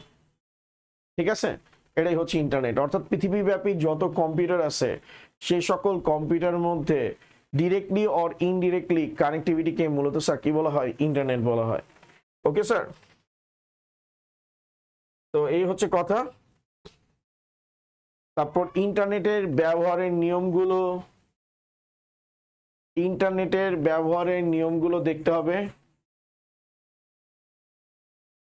আচ্ছা, ইন্টারনেটের ব্যবহারের কথা বলতেছি, এটা হচ্ছে চোখের আড়ালে ব্যবহার করব না। অর্থাৎ আপনার হচ্ছে কেউ যদি ইন্টারনেট ইউজ করে, যে এই লাইনটার ব্যাপারে আমার একটা দ্বিমত ব্যাপার আছে, সেটা হচ্ছে ইন্টারনেটে ব্যবহারের সকলের 3টি নিয়ম মেনে চলা উচিত।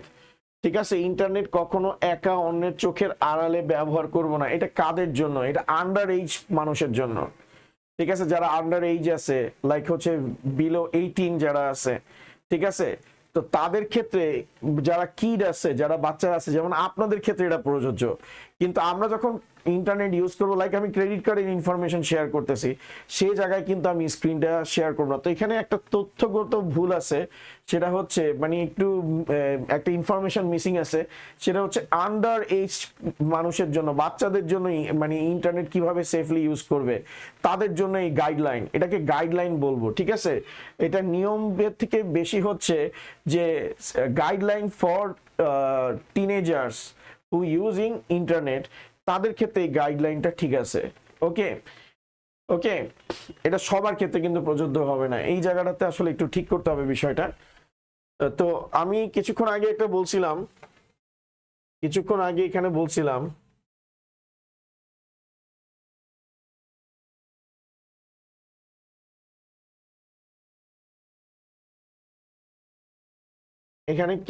বলছিলাম যে নিয়মের ক্ষেত্রে, ঠিক আছে, এটা যদি ব্যবহারের নিয়মগুলো মেনে চলা আবশ্যক, এটা অবশ্যই ব্র্যাকেটে বলা উচিত যে কি বলে, কাদের জন্য? যারা আন্ডার এজড আছে, যারা অপ্রাপ্ত বয়স্ক আছে, তাদের ক্ষেত্রে ইন্টারনেট ইউজ করার ক্ষেত্রে এই গাইডলাইনটা ফলো করা যেতে পারে যে সেই স্ক্রিন কি করতেছে, এমন জায়গায় কম্পিউটার রাখা যেটাকে সবাই দেখতে পাবে।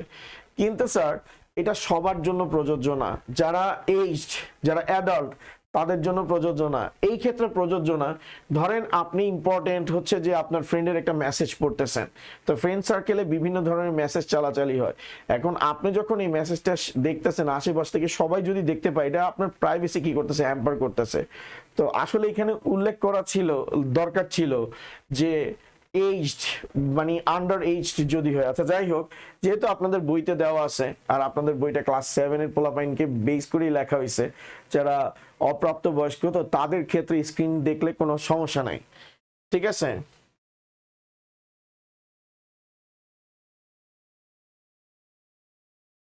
তো ইন্টারনেটের নিয়মগুলো, এই 3টা নিয়ম একটু আপনারা দেখবেন। তো এগুলো তো আমরা অলরেডি পড়ছি। ইন্টারনেটে ক্রেডিট কার্ডে কি ধরনের স্ক্যাম হয় এটা অলরেডি আমি বলে ফেলছি, যে security code, credit card number আর সিকিউরিটি কোড থাকলে আপনি কি করতে পারবেন? ট্রানজাকশন কমপ্লিট করতে পারবেন। এটার জন্য কোনো পাসওয়ার্ডের দরকার নাই। ঠিক আছে, তারপরে হচ্ছে প্লেজারিজম, এটা মোস্ট ইম্পর্টেন্ট। এটা দেখবেন, প্লেজারিজম কি? অন্যের লেখা নিজে লেখা দেওয়া। যেমন আপনার ফ্রেন্ডের খাতা আপনি দেখা হুবহু কপি করছেন, তার নাম শুদ্ধ কপি করে লিখে দিয়ে আসছেন, এটাকে স্যার প্লেজারিজম বলা হবে। আপনি ক্রেডিট দেন, ওটা ডিফারেন্ট ইস্যু, কিন্তু এই জিনিসটা তো ঠিক না। অন্যের পুরো কন্টেন্টকে আপনি নিজের বইলা চালাই দিতেছেন, এটার নামই হচ্ছে প্লেজারিজম। তো প্লেজারিজম এবং নিজের তৈরি কাজের মধ্যে আপনি পার্থক্যগুলো দেখবেন, এটা ইম্পর্টেন্ট। আর প্লেজারিজম কিন্তু খুবই ইম্পর্টেন্ট। অন্যর উৎস থেকে, অর্থাৎ প্লেজারিজম কি, অন্যের কোনো কন্টেন্টকে নিজের কন্টেন্ট বলে চালায় দেওয়া, অন্যের কোনো তৈরি করা সৃজনশীল কাজকে নিজের বলে চালায় দেওয়ার নামই হচ্ছে প্লেজারিজম। এটা হচ্ছে মেইন কনসেপ্ট, এটা মনে রাখলেই চলবে।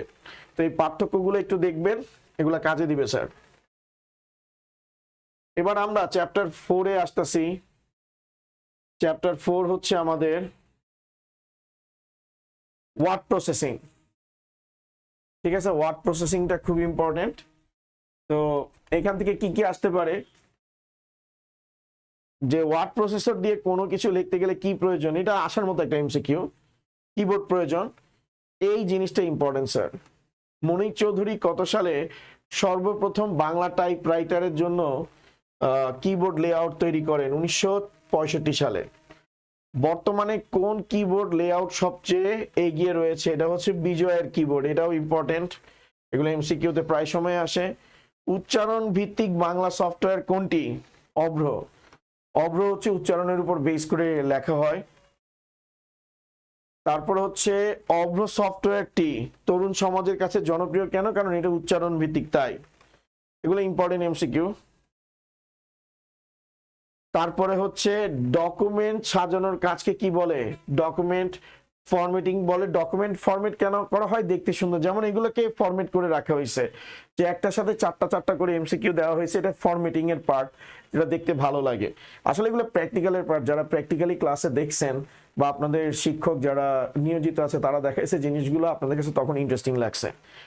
তারপরে হচ্ছে প্যারাগ্রাফের অ্যালাইনমেন্ট কয় ধরনের হইতে পারে? 3 ধরনের হইতে পারে, 4 ধরনের হইতে পারে। একটা হচ্ছে লেফট অ্যালাইন, একটা রাইট অ্যালাইন, একটা সেন্টার, আর একটা হচ্ছে জাস্টিফাই। ঠিক আছে, 4 ধরনের হইতে পারে। লেফট, রাইট, সেন্টারে থাকবে, অর্থাৎ আমি যে লেখাগুলো লিখছি এটা লেফটেও থাকতে পারে, রাইটেও থাকতে পারে, সেন্টারেও থাকতে পারে, জাস্টিফাইড থাকতে পারে। জাস্টিফাইড মানে কি? প্যারাগ্রাফের মানে সব শব্দ থেকে সব শব্দের দূরত্ব, তারপর স্পেস, সবকিছু সমান থাকবে। ওকে, এই যে দেখেন জাস্টিফাই আছে, এটা ইম্পর্টেন্ট এমসিকিউ। জাস্টিফাইড অ্যালাইন বলতে কি বোঝায়? প্যারাগ্রাফের সব দিক সমান থাকবে, অর্থাৎ স্পেস, প্রত্যেকটা অক্ষর, এক লাইনের থেকে আরেক লাইনের গ্যাপ, একটা শব্দ থেকে আরেকটা শব্দের গ্যাপ, এগুলো সবকিছুই কি থাকবে? একদম হচ্ছে জাস্টিফাইড থাকবে, মানে সমান থাকবে। ডকুমেন্ট খুঁজে বের করার কাজকে সহজ করার জন্য আমাদের কি করণীয়? কাজের ধরন অনুযায়ী ডকুমেন্টের নামকরণ করা। অর্থাৎ আমি আপনাদের এই ফাইলটাকে সেভ করে রাখছি যে ক্লাস 7 আইসিটি ফাইল, তো আমার কম্পিউটারে প্রায় 10 থেকে মনে করেন যে 15,000 ডকুমেন্ট আছে। সেই ডকুমেন্ট থেকে আপনার ফাইলটাকে আমি যদি ইউনিক নামে সেভ করে রাখি, তাহলে সার্চ করে বের করা কি হবে? সুবিধা হবে, এটাই বলছে। তারপরে বলছে সাধারণত যে কোনো ডকুমেন্ট সংরক্ষণ করলে সেটি কোন ফোল্ডারে সংরক্ষিত হয়? মাই ডকুমেন্টে। এটা বেসিক জিনিস, এগুলো আসে। তারপরে হচ্ছে অল্টার কন্ট্রোল বি একসাথে প্রেস করলে কি হবে? বিজয় কিবোর্ড চালু হবে। এটা আপনারা একটু মনে রাখবেন, এটা কিন্তু এমসিকিউর জন্য আসে। এখন আসলে প্র্যাকটিক্যাল দেখানোর সুযোগ নাই, থাকলে আমি অবশ্যই দেখাই দিতাম, কারণ সাজেশন ক্লাস জাস্ট বলতেছি, মনে রাখেন, কারণ পরীক্ষায় যায় এগুলো আপনি দীপধাপ করে কি করতে হবে? অ্যান্সার দিয়ে দিতে হবে। লাইনের শুরুতে কার্সর নিতে হলে আপনার কি দিতে হবে? হোম ট্যাব বা হোম বাটনে ক্লিক করতে হবে। ওকে, কি চাপতে হবে? হোমে। বাংলা কোন সফটওয়্যার জনপ্রিয়তার শীর্ষে? এখানে দেওয়া বিজয়, কিন্তু আসলে সবচেয়ে বেশি ইউজ করা হয় অভ্র। ঠিক আছে, সফটওয়্যার জনপ্রিয়তা, বাট প্রিন্টিং এর জন্য বিজয় বেস্ট। কারণ আপনি যখন প্রিন্ট করবেন, এই যে কাগজে বইপত্রতে যে প্রিন্টগুলো দেখেন, এগুলো হচ্ছে বিজয় দিয়ে তৈরি করা। বিজয়ের খুব পপুলার একটা ফন্ট আছে, নাম হচ্ছে সুতনে এমজে। ঠিক আছে, এটা দিয়ে যখন আপনি প্রিন্ট করবেন, এটার আউটলাইনটা বা প্রিন্টিং কোয়ালিটি খুব সুন্দর আসবে। ওকে, তারপর আমরা একটু এখানে দেখি,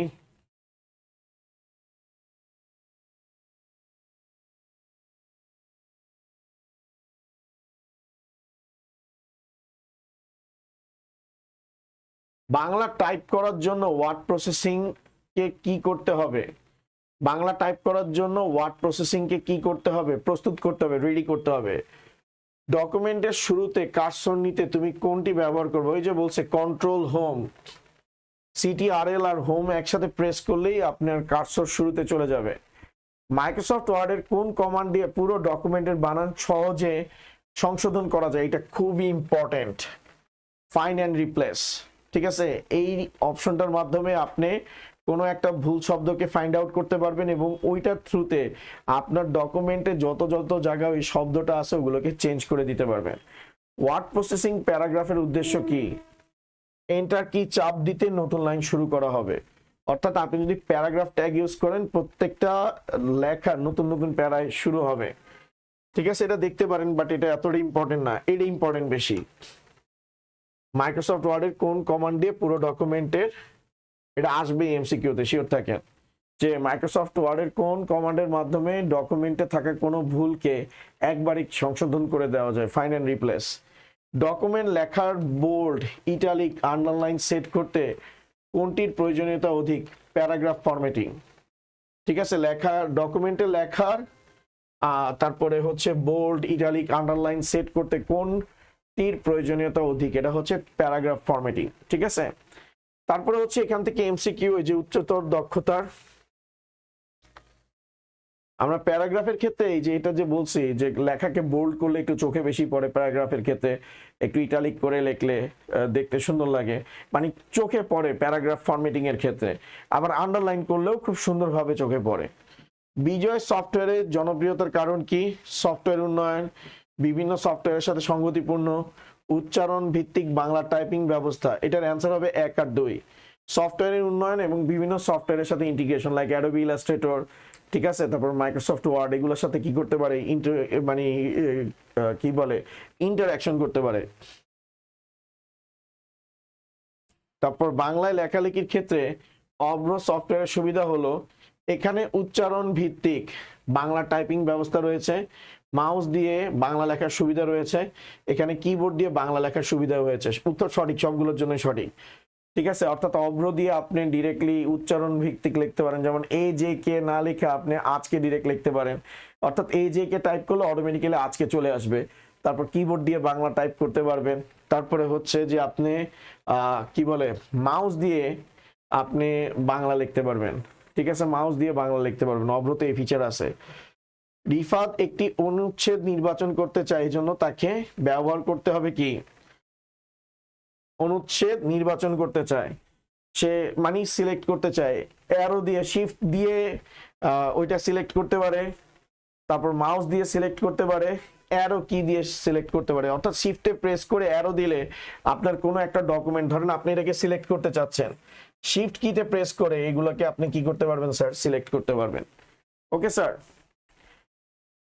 তারপরে হচ্ছে এটার অ্যান্সার হচ্ছে 3, দুইটা সবগুলো দিয়ে করা যাবে। অর্ণব অ্যারো কি ব্যবহার করে একটি বাক্য নির্বাচন করতে চায় এবং সে কার্সরকে নিতে পারে।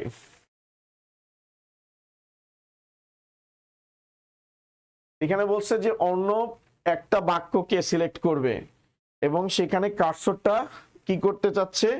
কার্সরকে নিতে পারে বাক্যের শুরুতে, বাক্যের শেষে, বাক্যের মাঝে। তো মানে সহজ কথায় অর্ণব একটা বাক্য যদি সিলেক্ট করতে চায় তাহলে কার্সরকে কোথায় নিতে হবে? বাক্যের শুরুতে নিতে হবে, ঠিক আছে, তারপরে হচ্ছে বাক্যের শেষে নিতে হবে। অর্থাৎ শুরু থেকে শেষ পর্যন্ত নিলেই হচ্ছে অক্ষর বাক্যটা কি হবে? সিলেক্ট হবে। আপনি যদি মাঝামাঝি নেন তাহলে তো সিলেক্ট করা যাবে না।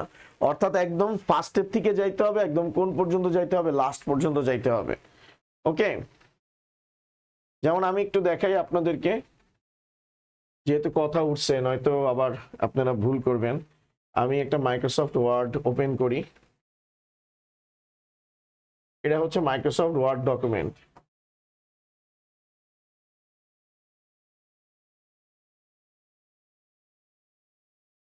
দেখেন স্যার, আমি এখানে লিখছি মোহাম্মদ ইয়াসিন তানভীর। এখন দেখেন এই যে অ্যালাইনমেন্টের কথা বলছি 4টা, এটাকে আমি নিছি,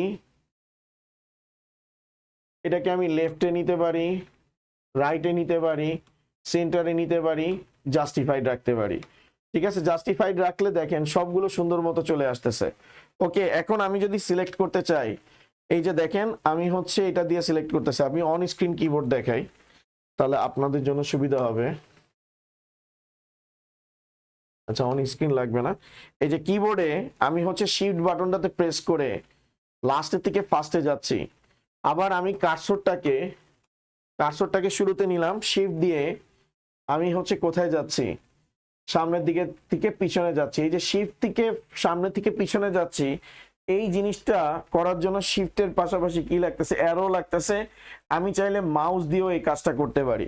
তো এই জিনিসটাই হচ্ছে বোঝানোর চেষ্টা করা হয়েছে যে আপনি যখন কোনো একটা জিনিসকে নির্বাচন করেন, সেই নির্বাচনটা ফার্স্টের থেকে কোথায় যায়, লাস্টে যায়।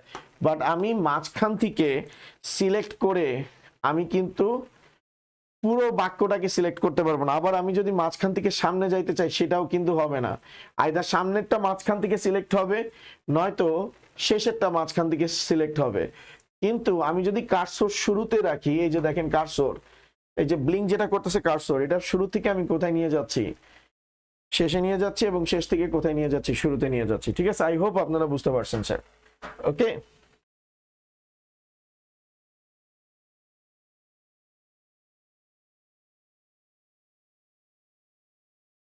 তো এটা হচ্ছে আমাদের বাক্যের শুরুতে, আর বাক্যের কি হবে, শেষে হবে।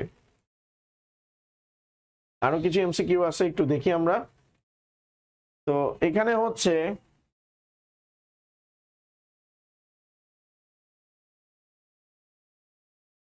তো এখানে অর্ণব যে কিগুলো ব্যবহার করে কার্সরকে সরাতে পারে, অ্যারো কি ব্যবহার করে সরাতে পারে, তারপর হচ্ছে মাউস ব্যবহার করে সরাতে পারে। শিফট দিয়ে কিন্তু সরানো যায় না, শিফট দিয়ে সিলেক্ট করা যায়। ওকে, তারপর এটা একটু লিখতে পারেন, এটা এটা এমসিকিউ, গুরুত্বপূর্ণ এমসিকিউ। ওয়ার্ড প্রসেসর ডকুমেন্ট তৈরি করার পর তাকে এমনভাবে সংরক্ষণ করতে হবে যাতে এটি হারিয়ে না যায়, যাতে ভবিষ্যতের প্রয়োজনে খুঁজে পাওয়া যায়, যাতে এটি মেমোরির কম অংশ দখল করে। ঠিক আছে, এটা নেসেসারি না, মেমোরির কম অংশ এটা নেসেসারি না, ইম্পর্টেন্ট হচ্ছে এই দুইটা, হারিয়ে না যায়, যাতে ভবিষ্যতে ইউজ করা যায়। বাংলা সফটওয়্যার হচ্ছে বিজয়, তারপরে হচ্ছে প্রশিকা শব্দ, প্রবর্তন, এগুলো সবগুলো হচ্ছে বাংলা সফটওয়্যার। ওকে, তারপরে হচ্ছে ডকুমেন্ট ফরম্যাটিং এর কাজ হলো লাইনের ব্যবধান নির্ধারণ, বুলেট ও নাম্বার, লেখার রং পরিবর্তন, এগুলো সবগুলোই হচ্ছে ফরম্যাটিং এর মধ্যে পড়ে। অর্থাৎ লেখাগুলো আপনি কিভাবে উপস্থাপন করবেন।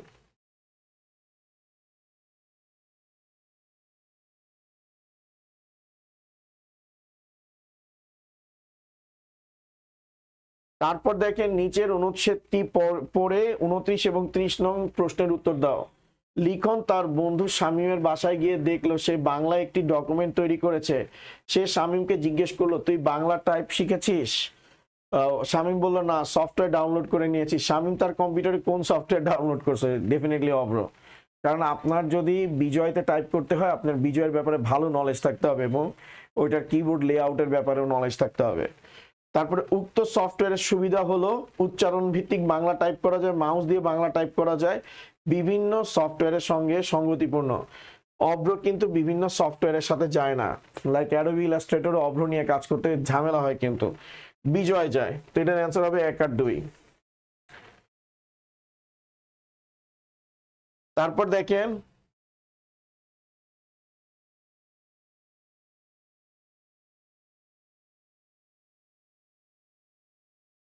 বিদ্যালয় হোমওয়ার্ক হিসেবে সেতু বাংলাদেশের নদ নদী এই বিষয়ের একটি রচনা লিখে কম্পিউটারে টাইপ করলো। রচনাটি প্রিন্ট নেওয়ার পর দেখতে পেলো সেখানে বেশ কিছু ভুল ত্রুটি রয়েছে। তো সেতু এখন কি করবে? ডকুমেন্ট সম্পাদনা করবে। ঠিক আছে, উক্ত কাজের অন্তর্ভুক্ত হলো এখন রচনাটি প্রিন্ট করার পর দেখতে পেলো সেখানে কিছু ভুল ত্রুটি রয়েছে। ওই উক্ত কাজটা কি করতে হবে? কাট করতে হবে, পেস্ট করতে হবে, ডিলিট করতে হবে। অর্থাৎ সহজ কথায় যে অংশটুকু ভুল হয়েছে ওটাকে আমার কি করতে হবে? ডিলিট করতে হবে। এরপরে আমার সঠিক উত্তরটাকে কি করতে হবে স্যার? নিতে হবে। নেওয়ার পর ওইটাকে কি করে দিতে হবে? পেস্ট করে দিতে হবে। অর্থাৎ সহজ কথায় আমি যদি এভাবে বলি, আমি এক জায়গায় ভুল করছি, তো ভুলটাকে আমাকে বাদ দিতে হবে। ভুলটা বাদ দেওয়ার পর ওইখানে ধরেন আমার নাম ছিল ইয়াসিন তানভীর, আমি লেখা ফেলাইছি কি জসিম তানভীর, তো ওই জসিমটাকে কেটে আমি হচ্ছে ডিলিট করে দিলাম, ডিলিট করে ইয়াসিন তানভীর লিখছি। এখন এই ইয়াসিন এটা হচ্ছে ডকুমেন্টে 50 জায়গায় আছে, তো 50 জায়গায় আমি ইয়াসিন লিখে ওইটাকে কি করে দিব স্যার? রিপ্লেস করে দিব। ওকে, তো এই যে স্যার আমি কি করতেছি, ফার্স্টে ডিলিট করতেছি, তারপর সঠিকটাকে কাট করতেছি, তারপর কি করতেছি, পেস্ট করতেছি। তো এই জিনিসটাকেই মূলত আমরা উক্ত কাজের জন্য ব্যবহার করব। তারপর দেখেন অভ্র সফটওয়্যার তরুণ সমাজের কাছে অধিক জনপ্রিয় কেন, এটা অলরেডি এমসিকিউতে আমরা বলে ফেলছি। ডকুমেন্ট সম্পাদনার যে কোনো দুইটি কাজ বর্ণনা করো, এটা আসলে ডকুমেন্ট পাবলিশিং বলে, ঠিক আছে। তো ডকুমেন্ট সম্পাদনা করা, যে যে প্রক্রিয়া অনুসরণ করে একটি ডকুমেন্টের ভুল ভ্রান্তিগুলো, এটাকে মূলত পেজ ফরম্যাটিং বা পেজ সেটআপও বলে অনেকে, যে ভুল ভ্রান্তি আছে, কোথাও ভুল থাকলে, পেজের লাইন গ্যাপ থাকলে, লেখাগুলো ঠিক ওরিয়েন্টেশনে না থাকা, দেখতে যাতে দৃষ্টিনন্দন, ফরম্যাটিং গুলো ঠিক থাকে, এই বিষয়গুলোই মূলত ডকুমেন্ট পাবলিশিং এর ক্ষেত্রে কি করা হয়, ব্যবহার করা হয়। তো আপনার ফার্স্টে কি করতে হবে, নির্বাচন করা। সম্পাদনার বিভিন্ন কাজে অনেক সময় ডকুমেন্ট কোনো অর্থ, শব্দ, মানে কি বলে, অক্ষর, শব্দ, বাক্য কোনো অংশকে নির্বাচন করতে হয়। নির্বাচন করার জন্য কার্সরকে নির্ধারিত জায়গায় শুরুতে নিতে হয়, এরপর শিফট কি চিপ ধরে এই কি চেপে নির্ধারিত কোনো অক্ষর, শব্দ, বাক্য কোনো অংশকে নির্বাচন করতে হয়। আচ্ছা, সহজ কথায় আমি ইন এ নাটশেল জিনিসটা আমি আপনাদেরকে বুঝাই দিই। একটা হচ্ছে নির্বাচন করা আর একটা হচ্ছে ডিলিট করা। এটার অনেকগুলো সেগমেন্ট আছে। যে আপনাকে যদি বলা হয় যে পাবলিশিং বা হচ্ছে ডকুমেন্ট সম্পাদনা করো, ঠিক আছে, বা এডিটিং যদি আমি বলি, ঠিক আছে, এডিটিং এর কথা যদি বলি, আমি আসলে ডকুমেন্ট এডিটিংই হবে, এটা সম্পাদনার কথা তো আমরা বলতেছি, ঠিক আছে, এডিটিং এর কথাই আমরা বলতেছি মেইনলি। তো এটার জন্য ফার্স্টে আপনাকে সিলেক্ট করতে হবে আপনি যে অংশটা নিয়ে কাজ করতে চাচ্ছেন, যেটা অক্ষর বা যেটা লাইন বা যেটার হচ্ছে বাক্য নিয়ে কাজ করতে চাইতেছেন, সহজ কথায় লাইন বা ওয়ার্ড নিয়ে কাজ করতে চাইতেছেন, সেটাকে সিলেক্ট করতে হবে। ওই যে শিফট দিয়ে, অ্যারো দিয়ে আমরা সিলেক্ট করছি, করার পর ওই জায়গাতে যদি কোনো ভুল থাকে ওটাকে ডিলিট করতে হবে, বা নতুন কোনো শব্দ অ্যাড করতে চান তাহলে এটাকে এডিট করতে হবে, ঠিক আছে। যদি কোথাও ভুল থাকে ডিলিট করতে হবে। যেমন এখানে লেখছে ডিলিট বা মুছে ফেলা। ডকুমেন্টে কোনো অক্ষর বা কোথাও যদি ভুল ভ্রান্তি থাকে সেটাকে মুছে ফেলতে হবে। অর্থাৎ এডিটিং আমরা কখন করি, যে কোথাও আপডেট করতে হবে, আর আপডেট করলে আগেরটাকে আমার কি করতে হবে, মুছে ফেলতে হবে। তো এটাকে আমি ডিলিট করেও কাজ করতে পারি, বা ওইটাকে সিলেক্ট করে ওই জায়গায় আমি কি করতে পারি, বসায় দিতে পারি। যেমন দেখেন আমি এখান থেকে একটু দেখাই আপনাদেরকে, তাহলে বিষয়টা ক্লিয়ার হবে আপনাদের কাছে। বিষয়টা ক্লিয়ার হবে যে আমি এই অংশটাকে সিলেক্ট করছি, এই যে ফার্স্টে সিলেক্ট করছি, এখন এটাকে আমি দিলাম হলো গিয়ে, ধরেন ডিলিট করে দিতে পারি, মুছে ফেলতে পারি, আবার এটাকে নিয়ে আসতে পারি, তারপর তানভীরের পর আমি হচ্ছে ব্র্যাকেট দিয়ে এখানে কি করতে পারি, আমি লিখতে পারি, আপডেটও করতে পারি। আমরা আরেকটা জিনিস হচ্ছে আপডেট, আমরা তো আসলে আপডেট করতেছি না, আমরা দুইটা জিনিস সিলেক্ট করতেছি। ফার্স্টে হচ্ছে সিলেক্ট করা, এই যে সিলেক্ট করছি, তো সিলেক্ট করার পর আমার হচ্ছে আমি চাচ্ছি তানভীরটাকে অফ করতে, তো তানভীরটাকে আমি অফ করে দিছি। কথা কি বুঝছেন? আবার আমি চাচ্ছি, ওকে, আমি চাচ্ছি হলো গিয়ে এখানে যে ইয়াসিন আছে, ইয়াসিনকে সিলেক্ট করছি। ইয়াসিনকে সিলেক্ট করা এটা কিন্তু নির্বাচন করা। ওই যে ডকুমেন্ট সম্পাদনার কথা বলতেছি বা এডিটিং এর কথা বলতেছি, এটাকে সিলেক্ট করা। আমি এটাকে বাদ দিতে চাচ্ছি, মুছে ফেলা, ডিলিট। আবার এই যে মুছে ফেলছি। তারপরে হচ্ছে আমি হচ্ছে চাইলে আপডেটও করতে পারি। আপডেট কি, আমি দিলাম আইসিটি, আমি দিলাম এখানে অ্যাসিস্ট্যান্ট প্রোগ্রামার, তারপর হচ্ছে আইসিটি ঢাকা কলেজ, ঠিক আছে। এটা আমার নাম, ডেজিগনেশন, এগুলো সবকিছু দিচ্ছি, তার মানে আমি তথ্য আপডেটও করতে পারি।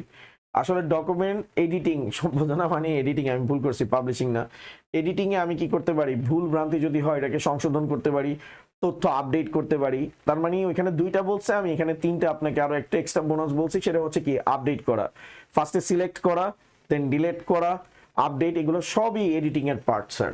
ওকে, আই হোপ আপনারা বুঝতে পারতেছেন স্যার।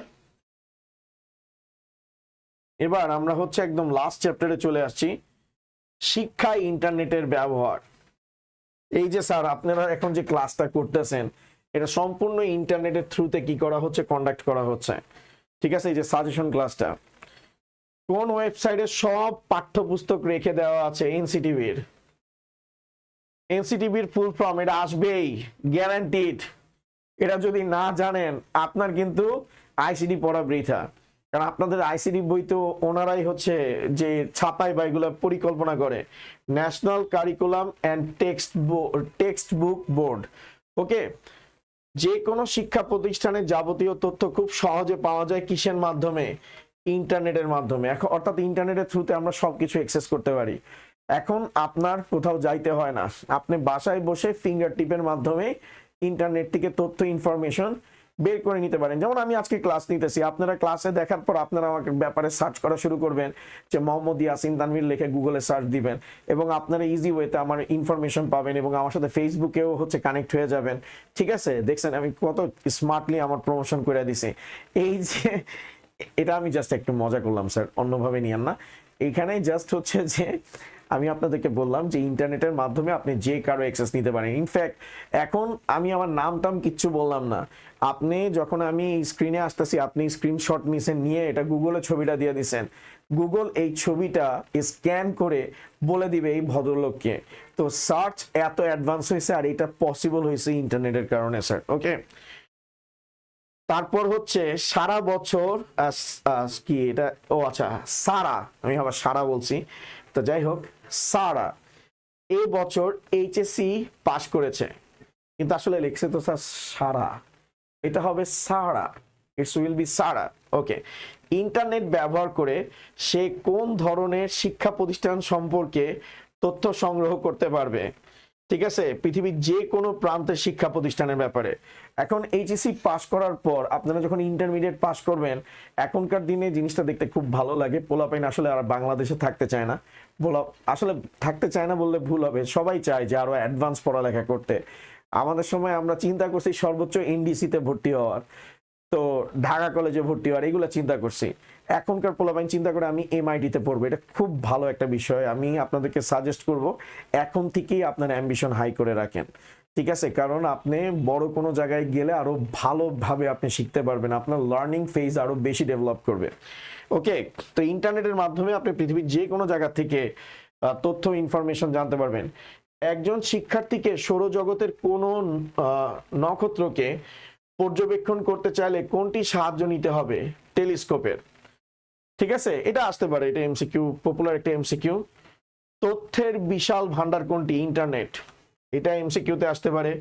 ভিডিও শেয়ারিং সাইট কোনটি, এগুলো এমসিকিউর জন্য ইম্পর্টেন্ট, ইউটিউব।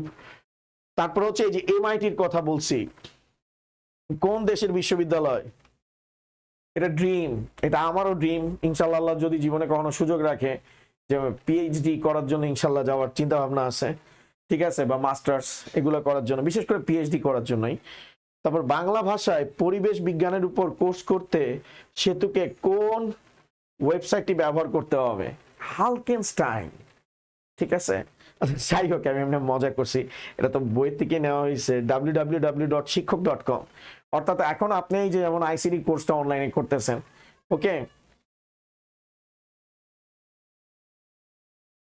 তারপর দেখেন স্যার, ইন্টারনেট থেকে তথ্য বের করার জন্য কি প্রয়োজন, সার্চ ইঞ্জিন, গুগল একটা সার্চ ইঞ্জিন।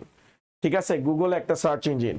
তারপর মুদ্রিত বইয়ের ডিজিটাল সংস্করণ কোনটি, সেটা হচ্ছে স্যার ইবুক, ওই যে আমরা পড়ছিলাম ইবুকের কথা। ঠিক আছে, এটা কিন্তু ইম্পর্টেন্ট, ইন্টারনেট থেকে তথ্য। তারপরে হচ্ছে ইন্টারনেটের সবচেয়ে বড় মুক্ত বিশ্বকোষ কোনটি, উইকিপিডিয়া, এগুলো আমরা আগেই দেখছি। উইকিপিডিয়া কত ধরনের ভাষায় চালু রয়েছে, এটা ইম্পর্টেন্ট, 200-র বেশি ভাষায়, 200-র বেশি ভাষায়, 200+। ইংরেজি ভাষার উইকিপিডিয়াতে কত লক্ষের বেশি নিবন্ধন আছে, 30 লক্ষ, এটা কিন্তু 40 লক্ষ স্যার, এটা ইম্পর্টেন্ট স্যার, এটা ইম্পর্টেন্ট। ওকে, এবার একটু এখানে আসি, হ্যাঁ কই গেল, বর্তমানে বিশ্বের সবচেয়ে জনপ্রিয় শিক্ষা সাইট কোনটি? খান একাডেমি। ঠিক আছে, তারা হচ্ছে ফ্রিতে শিক্ষার্থীদেরকে হচ্ছে এডুকেশন প্রোভাইড করে এবং তাদের এই শিক্ষা প্রতিষ্ঠানটা পুরো রান করে ডোনেশনে। এবং গেস হোয়াট, তাদের সবচেয়ে বড় ডোনেটর কে? কারা সবচেয়ে বেশি বড় ডোনেট করে? Mr and Mrs Gates, Google, ঠিক আছে, মার্ক জাকারবার্গ, তারা হচ্ছে তাকে ডোনেট করে।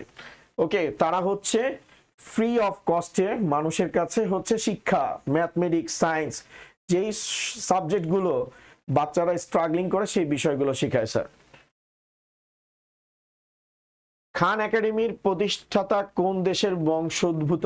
বাংলাদেশের। সাল খান মানে সালমান খান, ঠিক আছে, যাই হোক সে বলে সাল খান, এভাবে বলে, হয়তো আমার প্রনাউন্সিয়েশনে ভুল হয়েছে। ইংরেজি ভাষা শেখার জন্য ইন্টারনেটে অসংখ্য সাইট থাকলেও বাংলাদেশের বিবিসি জানালা সবচেয়ে বেশি জনপ্রিয়তা লাভ করেছে, এর কারণ কি?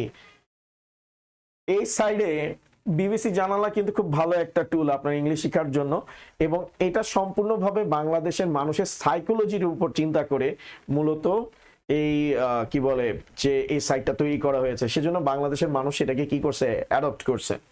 ওকে, তারপরে আসেন এনসিটিভি।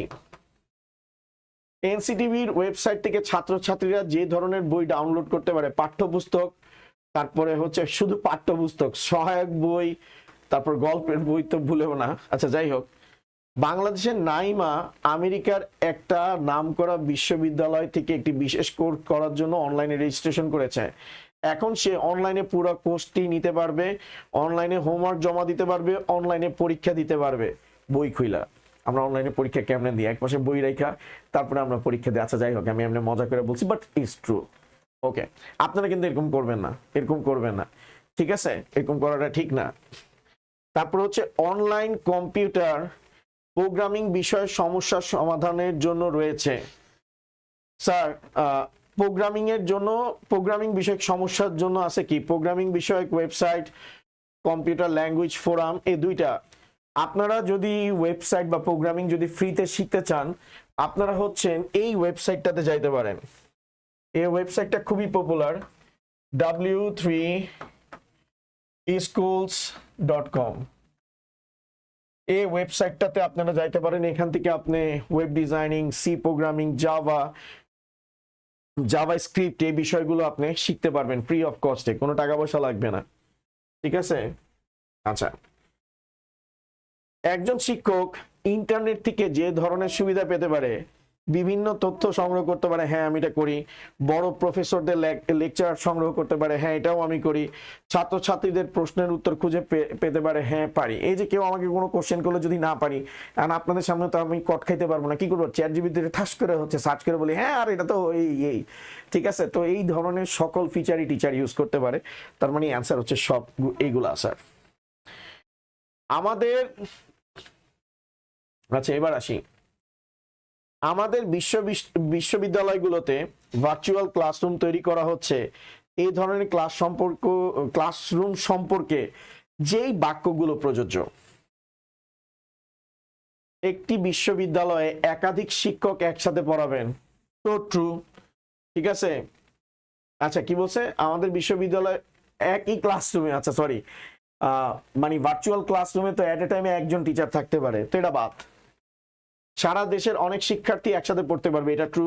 সারা দেশের সব বিশ্ববিদ্যালয় সাথে যুক্ত থাকবে, এটাও ট্রু। 2 আর 3, ঠিক আছে। এক ক্লাসরুমে তো একাধিক টিচার থাকতে পারে না।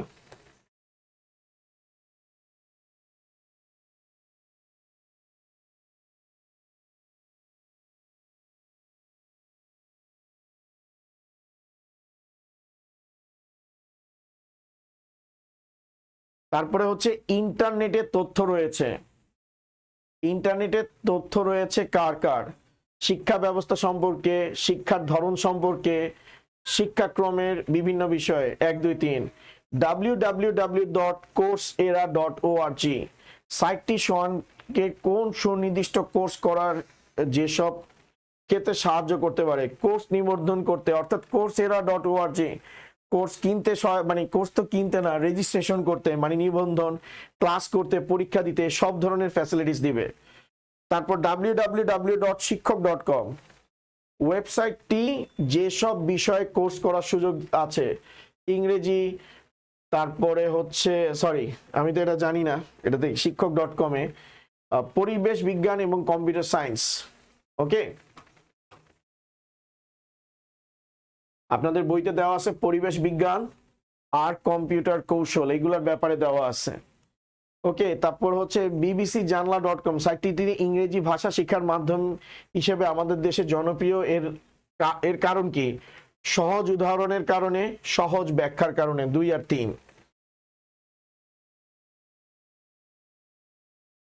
আচ্ছা, একটু আমরা এখানে আসি। www.matholympiad.org BD ফোরাম ওয়েবসাইটটি ছাত্রছাত্রীদের জন্য গণিত বিষয়ক প্রশ্নপত্রের ব্যবস্থা রয়েছে, গণিত বিষয়ক আলোচনার ব্যবস্থা রয়েছে, গণিত বিষয়ক প্রতিযোগিতার ব্যবস্থা রয়েছে। ঘটনা সত্য, ট্রু, তার মানে এটা সবগুলো হবে। তারপরে হচ্ছে নিচের অনুচ্ছেদটি পড়ে 28 মানে একটা প্যাসেজ দেওয়া আছে। কিরণ, আরে আমার ফ্রেন্ডের নাম, অ্যাস্ট্রোফিজিক্সের উপর, বাট ও হচ্ছে কম্পিউটার সায়েন্সের প্রফেসর, সাসকাটুন ইউনিভার্সিটি, কানাডায়। তো অ্যাস্ট্রোফিজিক্সের উপর পড়াশোনার খুব ইচ্ছা ছিল, তাই সে যখন জানতে পারলো নামকরা একটি বিশ্ববিদ্যালয় অনলাইনে উক্ত বিষয়ে কোর্সের সুযোগ দিচ্ছে, সাথে সাথে কোর্সটি করার সিদ্ধান্ত নিল। অনলাইনে কোর্সটি করার ক্ষেত্রে কিরণের প্রথম কাজ কি হবে? কোর্সটিতে রেজিস্ট্রেশন করা বা নিবন্ধন করা ছাড়া তো কোর্স করতে পারবে না। উক্ত কাজটি করার পর কিরণ অনলাইনে পুরো কোর্সটি নিতে পারবে, হোমওয়ার্ক জমা দিতে পারবে, পরীক্ষা দিতে পারবে। আচ্ছা, পুরো কোর্সটি নিতে পারবে, ওকে, হোমওয়ার্ক জমা দিতে পারবে, ও সরি পরীক্ষা নিতে পারবে না। আরে কিরণ, তুই তো পরীক্ষা নিতে পারবি না, ও তো স্টুডেন্ট, বুঝছেন? ও স্টুডেন্ট, ও কি করতে পারবে? কোর্সটা নিতে পারবে, হোমওয়ার্ক জমা দিতে পারবে, বাট পরীক্ষা তো ও নিতে পারবে না, ওর পরীক্ষা ওই সিস্টেম থেকে নিবে। এখন দেখেন কিছু কোশ্চেন, শর্ট কোশ্চেন, ধরেন সংক্ষিপ্ত কোশ্চেন আসতে পারে যে ইন্টারনেট কি? ইন্টারনেট অলরেডি কি আমি বলছি। তারপর শিক্ষাক্ষেত্রে ইন্টারনেটের ব্যবহারের সুবিধা, এগুলো আপনারা লিখতে পারবেন, মনের মাধুরী বিষয়ে আপনারা লিখতে পারবেন, যে পরীক্ষা দেওয়া যায়, কনফিউশন ক্লিয়ার করা যায়, এই যে এখন যে ক্লাস করতেছেন, তারপরে হচ্ছে ডিটেলসে কোনো বিষয় জানা যায়, তারপরে হচ্ছে ডাউট সলভ করা যায়, এক্সেট্রা এক্সেট্রা। ভার্চুয়াল ক্লাসরুম কি? এটা আপনারা জানেন, এই যে এখন একটা ভার্চুয়াল ক্লাসরুম হচ্ছে, আমি এক জায়গা থেকে ক্লাস নিতেছি, আপনারা যে কোনো জায়গা থেকে ক্লাসটা অ্যাক্সেস করতে পারতেছেন। অর্থাৎ এখানে অসংখ্য স্টুডেন্ট কি করতে পারে? বেনিফিট নিতে পারে। তো ইন্টারনেটের থ্রুতে শিক্ষার্থীদেরকে যে পড়ানো হয়, এটা ডিস্টেন্স এডুকেশনের একটা পার্টও বলে, এটাকে আগে ডিস্টেন্স এডুকেশন বলা হইতো, এখন আমরা ভার্চুয়াল ক্লাসরুম বলি। ঠিক আছে, ভার্চুয়াল ক্লাসরুমের বৈশিষ্ট্যগুলো দেওয়া আছে, এগুলো আপনারা নিজেরাই পারবেন, কারণ আপনারা অলরেডি এটা এক্সপিরিয়েন্স করছেন এবং খুব সুন্দরভাবে এটা লিখতে পারবেন। এটা দিলে তো পুরাই কোপ হবে। তারপরে হচ্ছে মনে করেন এখনকার দিনে ইন্টারনেটে মেসেজের জন্য কেউ এগুলো ইউজ করে না, ইন্টারনেটের মাধ্যমে যোগাযোগের জন্য হোয়াটসঅ্যাপ থাকতে আর ইন্টারনেটে এগুলো কেন আমরা ইউজ করবো? AOL, ইয়াহু তো শেষ, MSN এগুলো কেউ ইউজ করে না। আমরা গুগল মিট ইউজ করি, জুম ইউজ করি কমিউনিকেশনের জন্য, তারপর হচ্ছে মেসেঞ্জার ইউজ করি, হোয়াটসঅ্যাপ। আমরা যারা আছি, এই যে ডাউট সলভিং সেশন, ইনফ্যাক্ট আজকের ক্লাস রিগার্ডিং কারো যদি ডাউট থাকে, আপনারা আমাকে হোয়াটসঅ্যাপের থ্রুতে নক করতে পারবেন। ঠিক আছে, তারপর হচ্ছে খান একাডেমি ও বাংলা ভাষার খান একাডেমি সম্পর্কে লিখো। ঠিক আছে, খান একাডেমি স্যার একটা বিদেশি, মানে একটা হচ্ছে US based non profit organisation, যারা হচ্ছে শিক্ষাকে ফ্রিতে মানুষের কাছে পৌঁছায় দিতে চাইতেছে। তাদের মেইন মোটো হচ্ছে যে শিক্ষা সবার জন্য হবে, এবং সেই ধারাবাহিকতায় তারা বিভিন্ন ভাষায় এই মনে করেন যে এই শিক্ষার কার্যক্রমটা শুরু করছে বিভিন্ন দেশের সাথে বিভিন্ন ভাষায়, এবং সেটার কার্যক্রম হিসাবে তারা বাংলা ভাষায় সেটা প্রচলন করে। এবং মানে সহজ কথায় যে তিনি এটা 2006 সালে এই সাইটটি প্রতিষ্ঠা করেন। এই সাইটে প্রায় 3400টি ছোট ছোট ভিডিওর মাধ্যমে ব্যাখ্যা করা হয়। আসলে ভিডিও ছাড়া তো ব্যাখ্যা করা হয় না, এটা মেইনলি এই ঘটনাটা খুবই ইন্সপায়ারিং। আমি যখন ইউনিভার্সিটিতে পড়ি, মানে আমি আসলে ইন্সপায়ার্ড হয়েছিলাম কেমনে, তো আমি ইন্সপায়ার্ড হয়েছিলাম যে আমি খান একাডেমির এই মানে অনলাইন কোর্স এগুলা, এটা আমার একটা ইউনিভার্সিটির প্রজেক্ট ছিল। তো আমি যখন ইউনিভার্সিটিতে ছিলাম 2000 বিশেষ করে 7-8 মানে 2010-এর দিকে আমার প্রজেক্ট ছিল একটা ডিস্টেন্স এডুকেশন। তো ওইটা ঘাটাঘাটি করার সময় আমি খান একাডেমির ব্যাপারে জানতে পারি। তো খান একাডেমিতে জিনিসটা হয়েছে যে সে তার এক কাজিন ছিল, সে ম্যাথে উইক ছিল। তো সে ম্যাথের কি করছে ভিডিও, মানে তার কাজিন অনেক দূরে থাকে, তো কাজিনের ম্যাথের ব্যাপারে অনেক সমস্যা হচ্ছে, স্ট্রাগলিং করতেছে, আবার খান সাহেব ম্যাথে খুব ভালো। তো তিনি কি করছে তার কাজিনের সমস্যা সমাধান করার জন্য তিনি হচ্ছে একটা ভিডিও বানাইছে এবং সেটা ভিডিও বানায় ইউটিউবে আপলোড করছে। কারণ তখন তো এরকম ফেসবুক এগুলা কিছু ছিল না। ফেসবুক 2004-এ আসে, বাট ফেসবুক আস্তে আস্তে পপুলার হয়েছে। ফেসবুকে এখন যত ফিচার আছে তখন কিন্তু এত ফিচার ছিল না, ঠিক আছে। 2004 সালে ফেসবুক মিস্টার জাকারবার্গ হচ্ছে ডেভেলপ করছে। তো মিস্টার খান কি করছে যে তিনি হচ্ছে একটা ভিডিও বানাইছে ম্যাথে, সেটা ইউটিউবে আপলোড করছে এবং ইউটিউবে আপলোড করার পর ওর ফ্রেন্ড মানে ওনার কাজিন এটা দেখছে, দেখে উপকৃত হয়েছে। ওই মিন টাইমে আস্তে আস্তে করে অন্যান্য মানুষজনও দেখছে, দেখার পর তারাও এটার ব্যাপারে পজিটিভ কমেন্ট করছে, আরে আপনি খুব জোস বুঝান।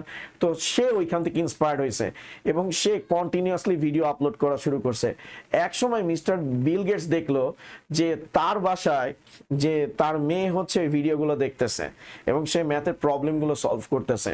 তো ওইখান থেকে পরবর্তীতে বিল গেটস এই জিনিসটাকে খুব পছন্দ করছে এবং তারা সর্বপ্রথম মিস্টার খানকে কি করছে ডোনেট করছে। তো ডোনেট করার মাধ্যমে খান একাডেমি কি করছে ফ্লারিশ করছে। ওকে, তো এই হচ্ছে খান একাডেমির ইন এ শর্ট আপনাদেরকে একটা স্টোরি আমি শেয়ার করছি আপনাদের সাথে। ওকে, তো বাংলা ভাষায় খান একাডেমি সম্পর্কে কি জানো লেখো। এখন এটাও ঠিক যে জিপি এবং খান একাডেমি একটা প্রজেক্ট ইনিশিয়েট করছিল যে তাদের যে ইয়েগুলো আছে, লেকচারগুলো আছে, এগুলোকে বাংলায় অনুবাদ করার দায়িত্ব নিয়েছিল এবং সেই প্রজেক্টটা অনেকদিন চলছে, এরপরে আমি জানি না। তো খান একাডেমির কিন্তু বাংলা ভাষায়ও কিন্তু লেকচার আছে, স্প্যানিশ ভাষায়ও লেকচার আছে, এক্সেট্রা এক্সেট্রা অনেক ভাষায় লেকচার আছে। তো ইনের শর্ট আমি খান একাডেমির ব্যাপারে বলছি। তো এইখানে সুন্দরভাবে লিখে দেওয়া আছে যে তিনি আসলে কি করতেছে।